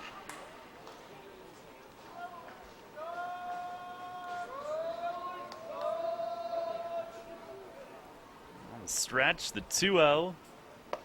And he got that slider over, a called strike. I want to make sure of this fact, where Patterson stands all-time in 2 home run games. Here's a swing and a fly ball, shallow right. Piles hustling in. He'll call off the second baseman, Hughes, and he makes a low grab down near his belt as Hughes cut out of his way at the end, and that's out number 2. A 2 down here in the bottom of the 8th. And Andres Perez coming up.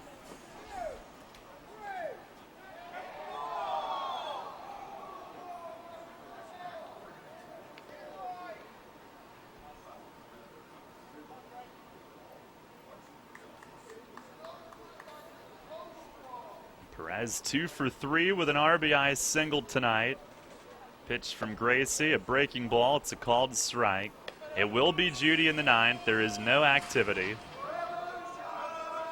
Got the final out in the top of the 8th.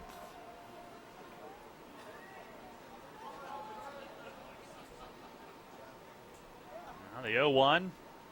And a swing and a foul back and out of play. Patterson had 1 2-home run game last year. Got his 2nd one this season. The rest of this research may have to wait, but the all-time record is 7 multi-homer games by Nowak. As Gracie misses high, 1 and 2, so he's not getting close to the top of the list, but he's at least in the top 5 now in multi-home run games all time with York. Now the stretch and the 1-2. Swinging a ground ball toward the middle. It's short. Zawadzki can't reach it. It'll sneak into left center, and Dre has a 3-hit night. His 3rd single. A 2-out grounder that gets through, and Talvin Nash will get an at-bat.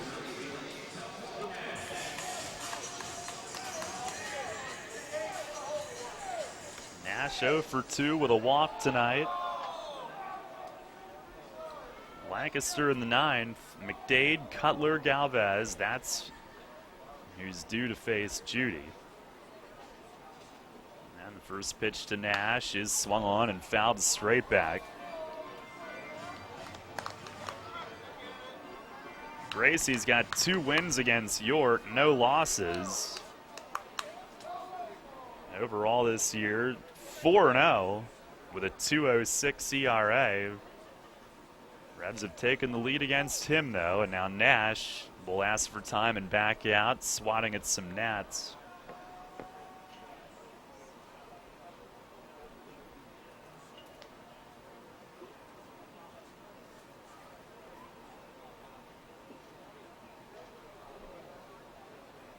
On a pitch, and a foul back off the net.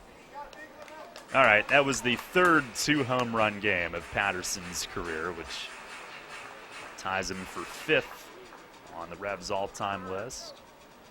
With Matt Esquivel and Ian Bladergrone. Chris Nowak had 7, Chad Tracy had 5, Jason Espedo and Scott Grimes with 4 each. Here's the 0-2, and a breaking ball in the dirt, smothered by Cutler.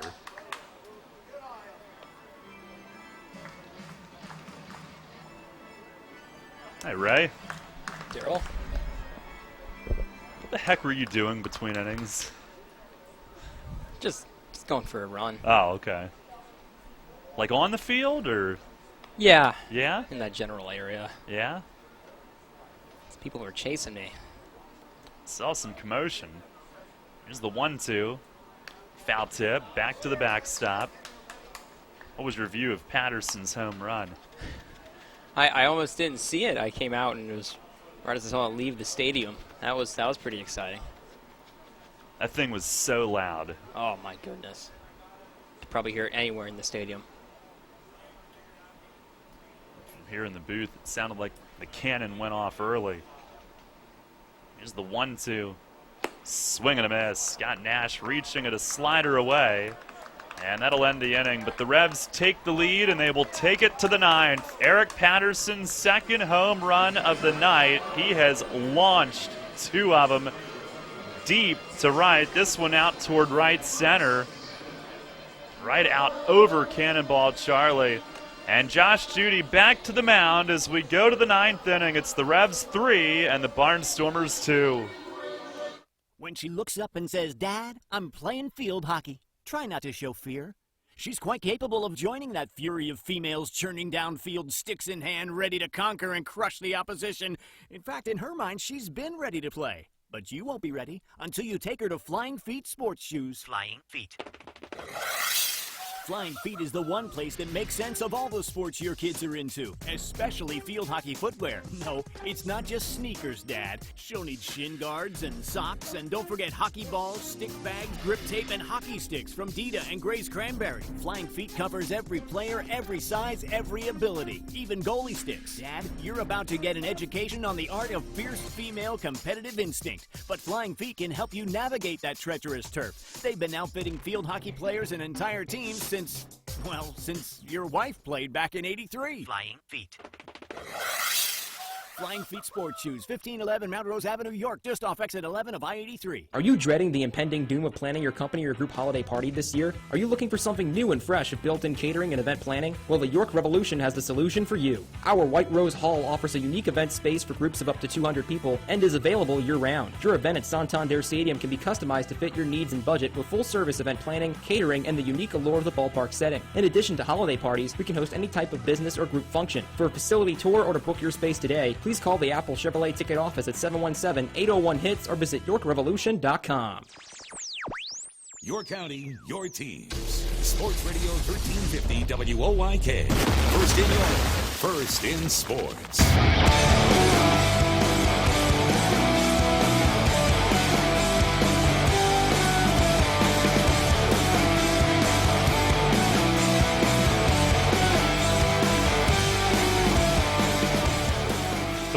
To the lead, we go to the 9th inning, and Mike McDade will lead things off for Lancaster. He homered earlier tonight. back in the second to open the scoring. 2 strikeouts since. Middle third of the order. And Judy's first pitch, fastball strike, inner half. Outfield is deep, and playing McDade, the switch hitter, batting from the left to pull it. Here's the 0-1. And a swing and a foul tip into the glove. On a change from Judy. No balls and 2 strikes. Charlie Cutler on deck, and then Galvez, the league leader in homers. The 0-2. Swing and a chop foul into the stands. Some rainwater flying off the seat that ball hit. 3 rows back behind the Lancaster dugout. Couple of energy teamers, or green teamers, I should say. That was so 5 years ago. Yeah. Sitting there. Here's the 0-2 again. And a little cue ball foul chipped over toward the on-deck circle. Old habits die hard. Happy to know you remember those years, though. I know. And Judy nods yes. Ready again. Another 0-2. And he tried to backdoor his slider, but missed.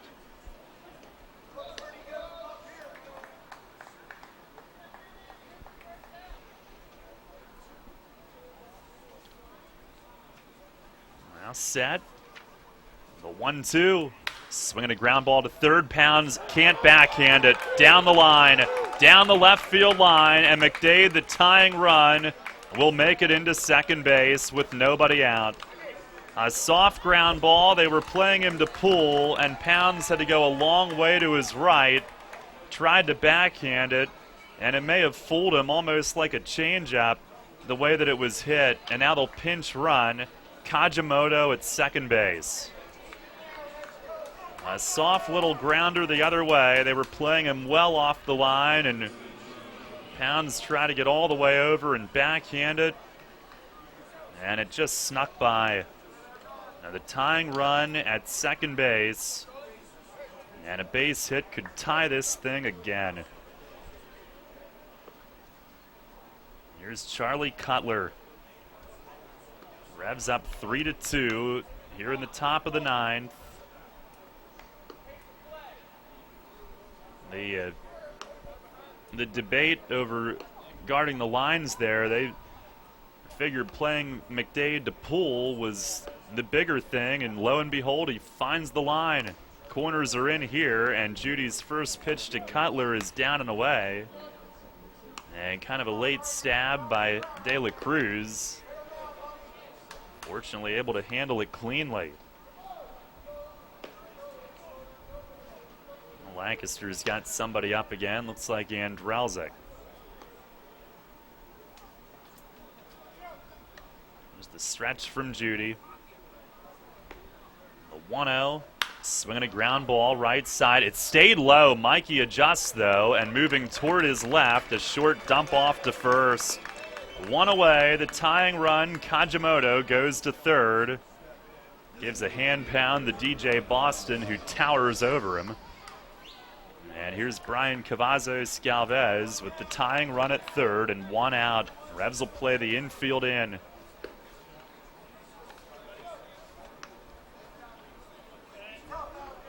Judy's season high is 1 inning of work. He's trying to get 4 outs. Pitch to Galvez, a slider, it breaks low. Revs now have, I believe, Perdomo beginning to throw. Normally, they don't like to have the closer out for part of an inning and then bring him out again. It's not what he's used to doing. Here's the 1-0. Swing and a miss on a slider. If you're wondering, after Galvez, it's Lance Zawadski who's on deck.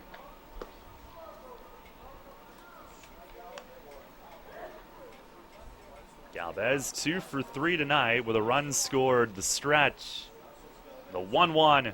Swing and a line drive to left field. Back is Boggs, and it 1 hops the wall. Game tied again. Kajimoto in to score, and Galvez is in with an RBI double. drilled it over the head of Boggs in left. It short hopped the wall, and it's 3-3 here in the top of the ninth. And now Lancaster's got the go-ahead run in scoring position. Galvez takes the league lead with his 59th RBI of the year. And they will intentionally walk Lance Zawadski now and set up a force with Luke Hughes coming up.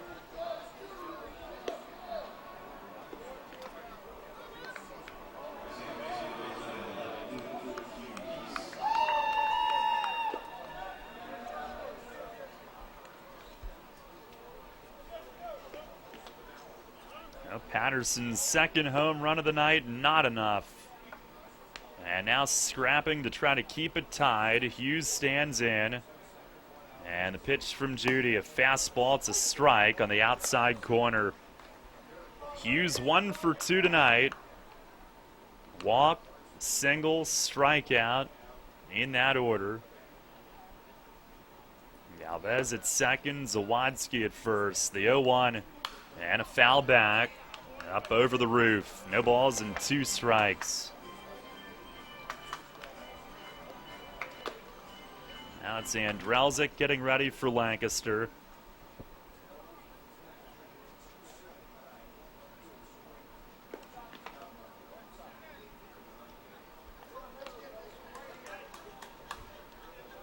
There's the stretch. And the 0-2. Swing and a miss. Got him on a high fastball. And that's out number 2. 2 down here in the top of the 9th. And Derek Piles to the plate. Playing in his second game with Lancaster tonight. It's been up 3 times, ground outs all 3. 2 doubles have tied it here in the 9th inning. Judy the stretch. And the first offering, a slider. It's over for a strike.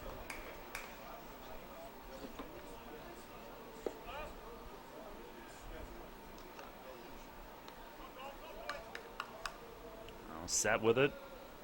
And the 0-1. Swinging a foul tip, squeezed on a high fastball.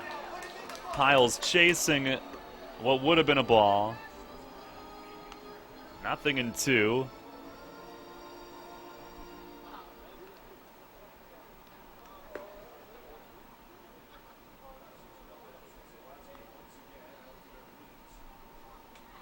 Ready. And the pitch. Swinging a foul back over the roof. It went up high again. This time Piles able to foul it off.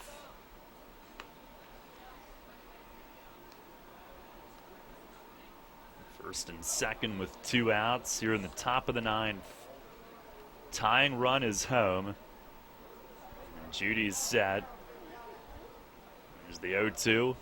Swung on, line foul into the seats right side as it caroms up.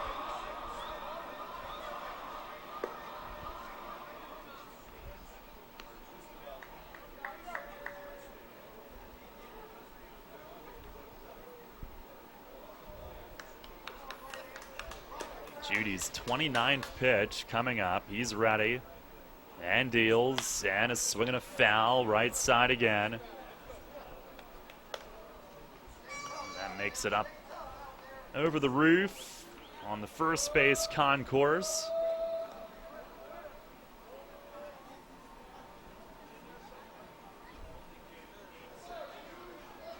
Temperatures down to 71, by the way.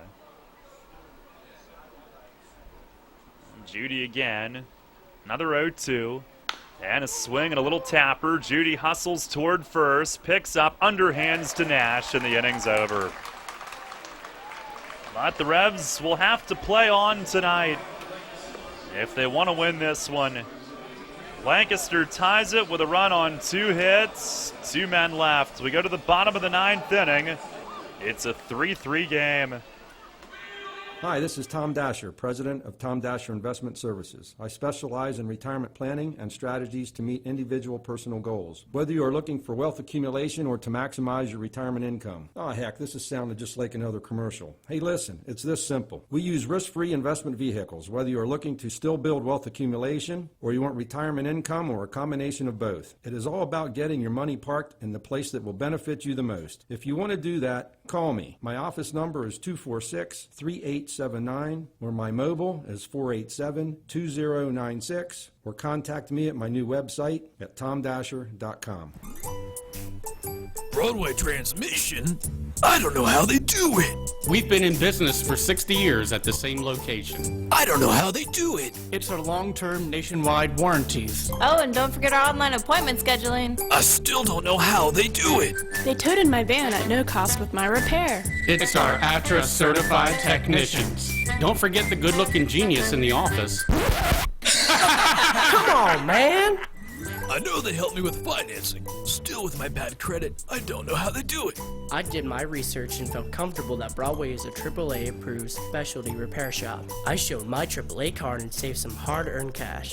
I was happy to get a $100 rebate in the mail after the job was done. I sure don't know how they do it, but I do know they get it done, and they get it done right. Broadway Transmission.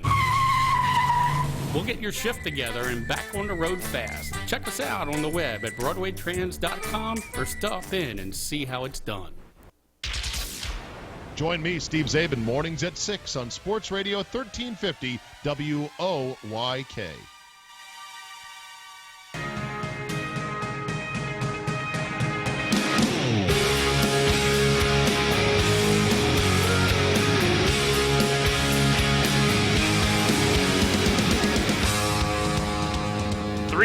We go to the bottom of the ninth inning. Pete Andrelzik will take over.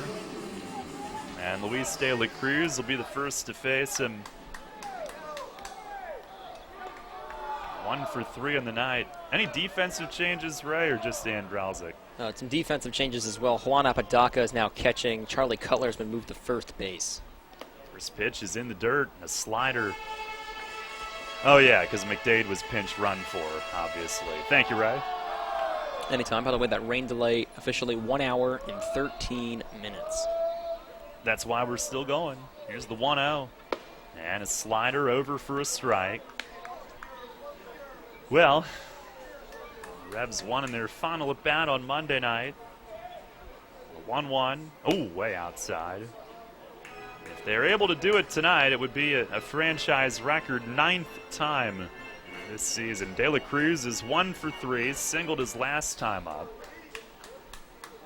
2-1, and a called strike down around the knees. De La Cruz, Reynolds, and Constanza due up.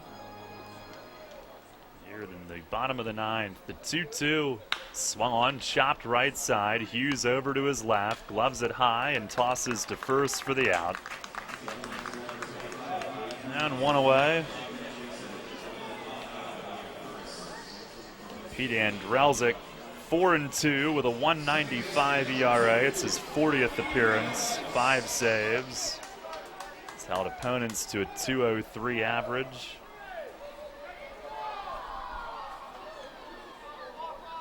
And here's Mikey Reynolds, who swings and misses on a high fastball. Andrelzik, just 5 earned runs his last 44 2/3 innings. Lancaster's bullpen in the second half at 2.02 ERA. The pitch, that's way outside and in the dirt. Reynolds 0 for 2 with a sac bunt.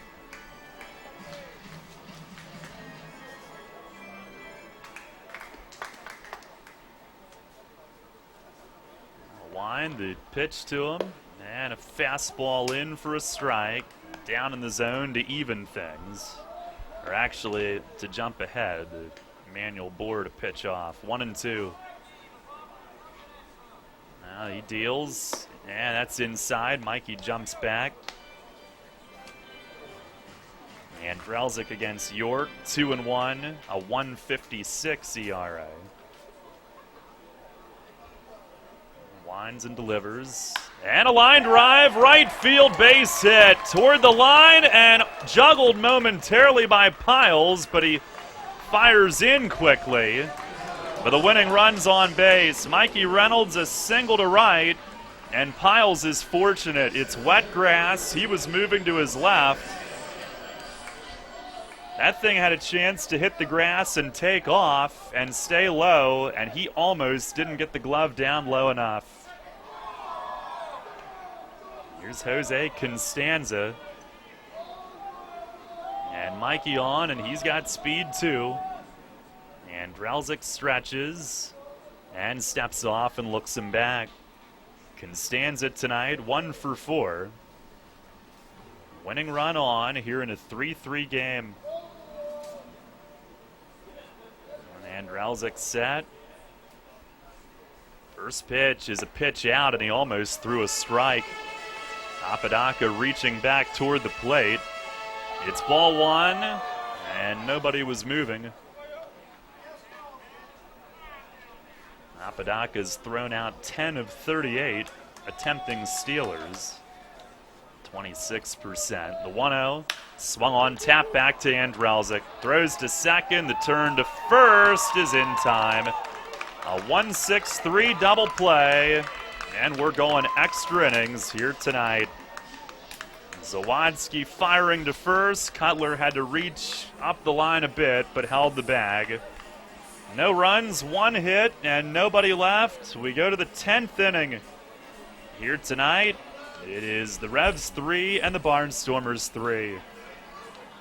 Maple Donuts knows that there comes a point in every kid's summer when the feeling of unfettered freedom begins to fold up faster than a picnic blanket at the first drop of an unexpected summer storm. Charlie and his Maple Donuts team understand that all too soon, lazy mornings on the sofa, splashing in the pool, and weeknight sleepovers will be replaced by bus stops, backpacks, and morning announcements.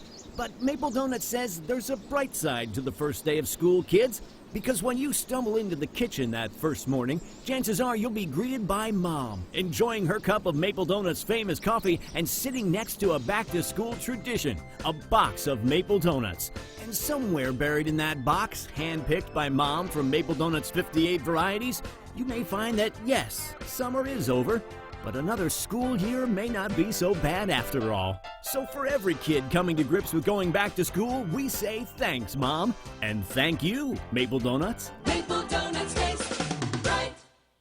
Get into the ball game with great savings and great weekly specials at all your favorite neighborhood family markets. Use your gold card every time you shop, and you'll automatically receive your savings and rewards. And you'll get incredible deals on the new Best Yet brand products at Nell's, Saubles, Wetzel's, Chris's New Oxford, and Stauffer's Downingtown markets. So get into the game with some great savings at all your favorite neighborhood family markets. Always a hit and always a great catch. Hi, this is Dan Patrick. Join me weekday mornings at 9 on Sports Radio 1350 WOYK.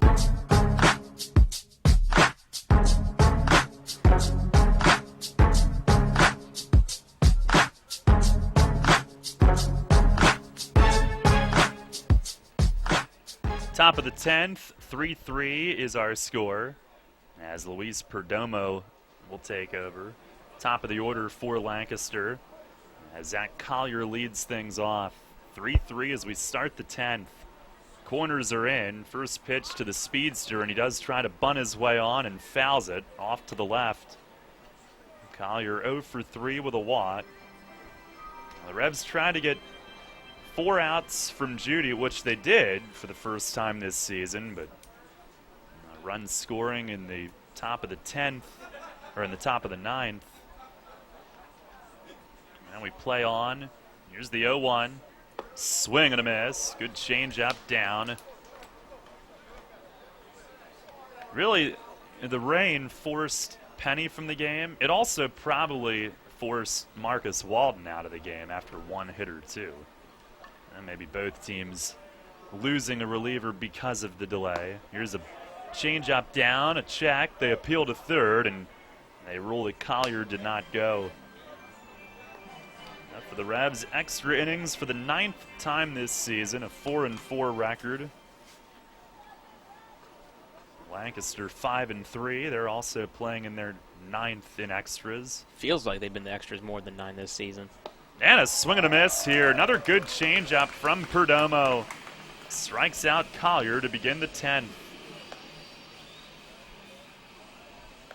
And Anderson Feliz up next.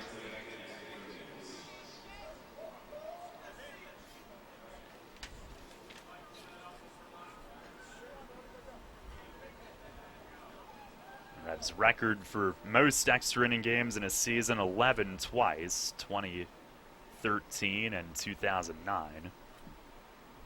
Here's Feliz. First pitch is tapped foul at the plate. He's 1 for 4 on the night. What was that? We are really digging into the database for audio. Oh my goodness. That I've never heard before. The Ducks aren't in town yet. Oh, is that what that was? I don't know. It sounded like that. Somebody stepping on one anyway. Here's a fly ball to deep left field. Boggs is back. Gone. Anderson Feliz with an opposite field home run over the big wall in left. And Lancaster has a 4-3 lead here in the top of the 10th inning. Feliz with his 5th of the year. He goes oppo and gives Lancaster the extra inning lead. 4-3 here in the 10th. Man.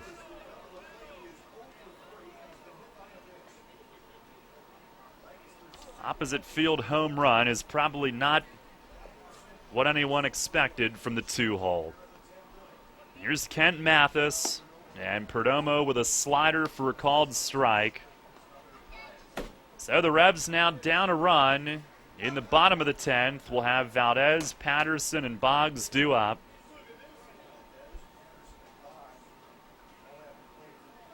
Here's the 0-1. And a swing and a miss on a slider in the dirt. Lancaster had 1 extra base hit all night. They have 3 in the 9th and 10th innings. And they've all produced in the form of tying and now go-ahead runs.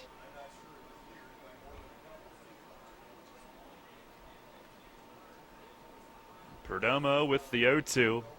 And a slider misses down low. Looks like it'll be Andrelzik. No activity in Lancaster's bullpen. He's been a workhorse, and he's been their best. And now maybe it's the Revs' turn to come back from a 1-run deficit in the last at-bat. Here's a swing and a miss. Got Mathis reaching down low. And Perdomo with his 2nd strikeout of the inning. Now Juan Apodaca to the plate.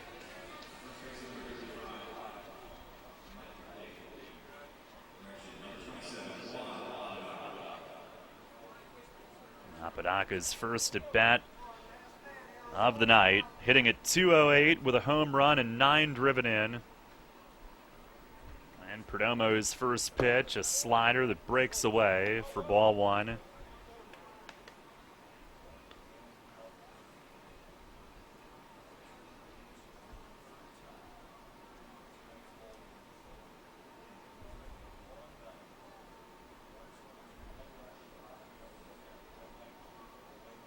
Now Apodaca will back out.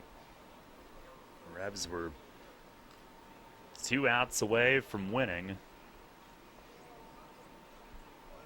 Here's the 1-0.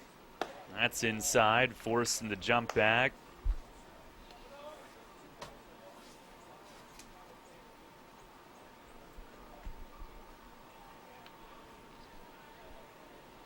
Lancaster 9-13 in games decided in a final at bat. Here's the 2-0 and a swing and a miss. Fastball down. The Revs, games decided in the last at bat, 14-9, so the record's almost flipped, but it's Lancaster who's got the edge here in extras right now. Here on this night. The 2-1 and a swing and a ball beaten foul at the plate. Lancaster had been 1-41 when trailing after 8.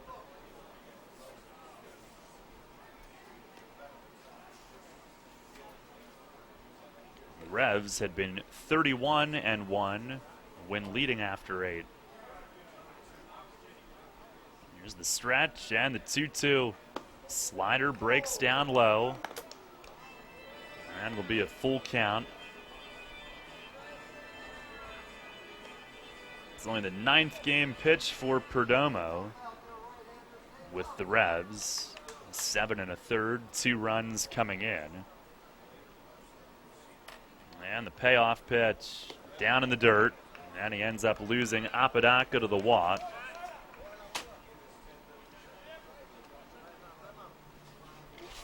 That one may have gotten a piece of De La Cruz. It did. He motions to the dugout that he's all right.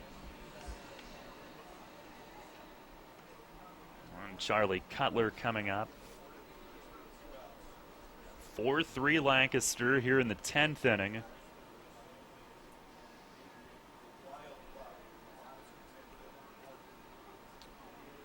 Cutler 0 for 4 tonight. 2 flyouts, 2 groundouts. First pitch to him. He skids a ground ball to third. Pound's able to get in front of this one, moving toward the line, and a long throw across is in time. And that'll end the inning. But Lancaster takes the lead on Anderson Feliz. Opposite field home run. The only hit of the inning, 1 runner left on. We go to the bottom of the 10th. Last chance for the Revs, now trailing 4-3. Payne doesn't take Sunday off. Neither do we. We're open weekdays 8 to 8 and weekends 9 to 6. Just walk into WellSpan Urgent Orthopedics, 2319 South George Street in York, across from the Apple Hill Health Campus. Visit wellspan.org/urgent orthopedics today. Are you getting pumped for another year of high school football? Well, all this month, Sports Radio 1350 WOYK lays it all out for you in the High School Football Spotlight. Presented by WellSpan Sports Medicine. Catch a preview every day in August on Sports Radio 1350 as we break down the teams and the players of the 2015 York Adams League. Or go to WOYK1350.com to access this year's complete lineup of high school football previews. Then, this fall, every Friday night, it's the High School Football Game of the Week. Presented by WellSpan Sports Medicine and only here on Sports Radio 1350. It's Glory's last shot as the world's best golfers compete for the season's final major. Westwood One's coverage of the 97th PGA Championship from Whistling Straits continues this week. Can Jordan Spieth claim his 3rd major title of the season, or will defending champion Rory McIlroy once again take home the Wanamaker Trophy? Tune in to find out. The PGA Championship is right here. Sports Radio 1350 WOYK. First in York, first in sports. Your teams all the time. York's only place for local sports. Sports Radio 1350 WOYK.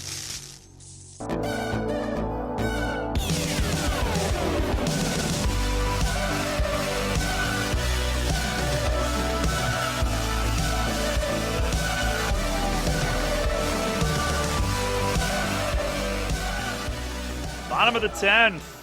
And the Revs looking to rally. Otherwise, they will fall 4 games back in the division behind Lancaster, who is now 3 outs away from going to 21-11 in the second half. Wilson Valdez leads off against Pete Andrelzik.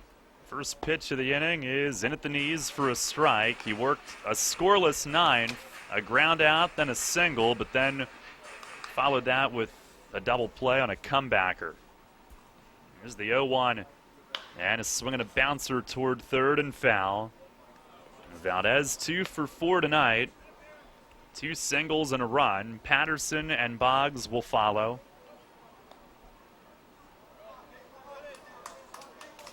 Andrelzik, who works very quickly, very animated with his movements. He delivers, and a ground ball back to him. He gloves another one, runs to first, and underhands it off for the first out. 1 away here in the bottom of the 10th. And Eric Patterson coming up.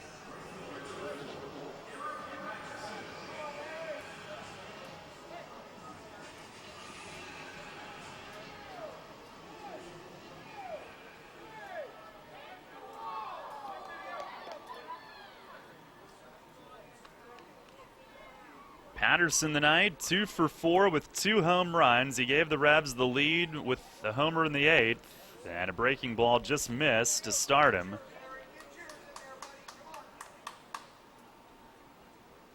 It was a tape measure shot as he looks at a breaking ball here. Same pitch. This time it's called a strike. 1-1.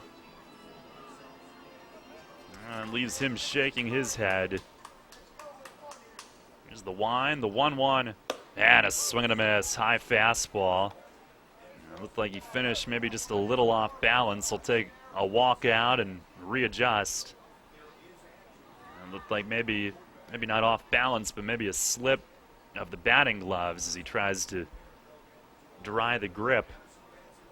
Now back in, the 1-2, down and in, and that hit him. A slider got him in the back foot, and he turns and hobbles toward first. So the tying run is on, and Brandon Boggs coming up.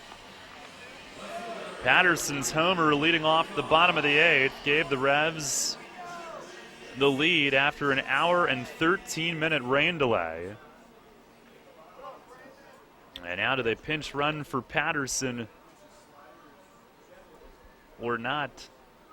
Hit him in the foot, but he looks like he's going to stay in.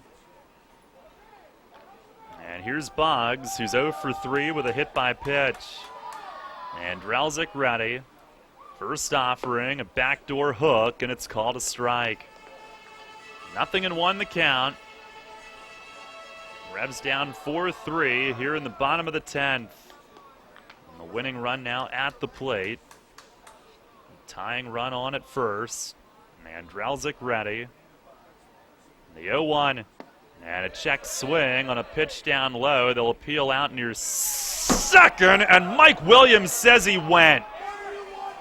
How do you ask him when he has an even worse angle than the plate ump? How do you even ask on that? Thank you, I agree. Here's the stretch from Drelzik, the 0-2, and it misses down low. Somebody out in the stands voicing my exact thoughts. You may as well just ask the right fielder if he went around on it. 1-2, and he misses down low. Boggs lays off. 2 balls and 2 strikes.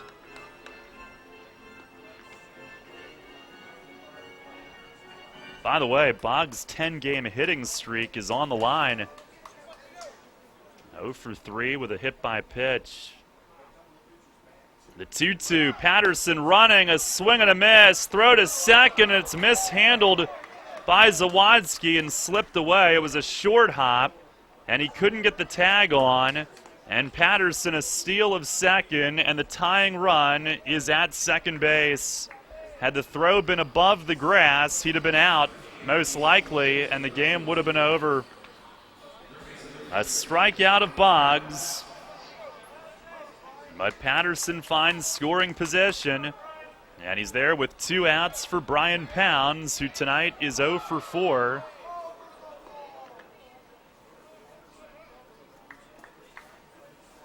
Pounds trying to snap an 0 for 8 skid at the plate, and Drelzik stretches. And the first offering, a slider and a called strike. Down and away on Pounds. That was very borderline.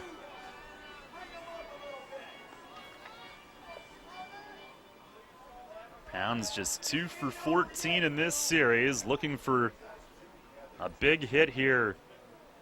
The 0-1, and that misses away. Right field, Piles is very shallow. So is Collier in center.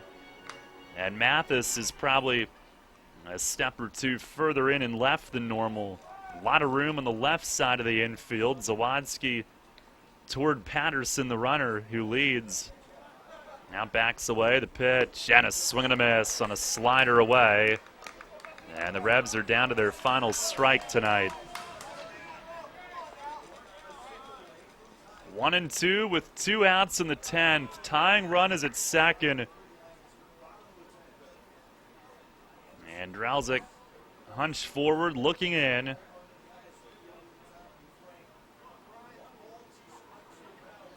And now straightens up the stretch. And the 1-2 down and away. Apodaca fighting to get over on top of it. 2 balls, 2 strikes.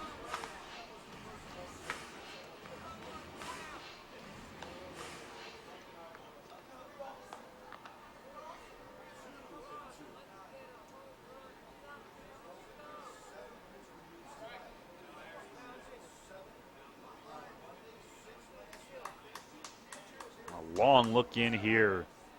Ready again. And the 2-2. Swing and a miss. Got him on a slider, down and away.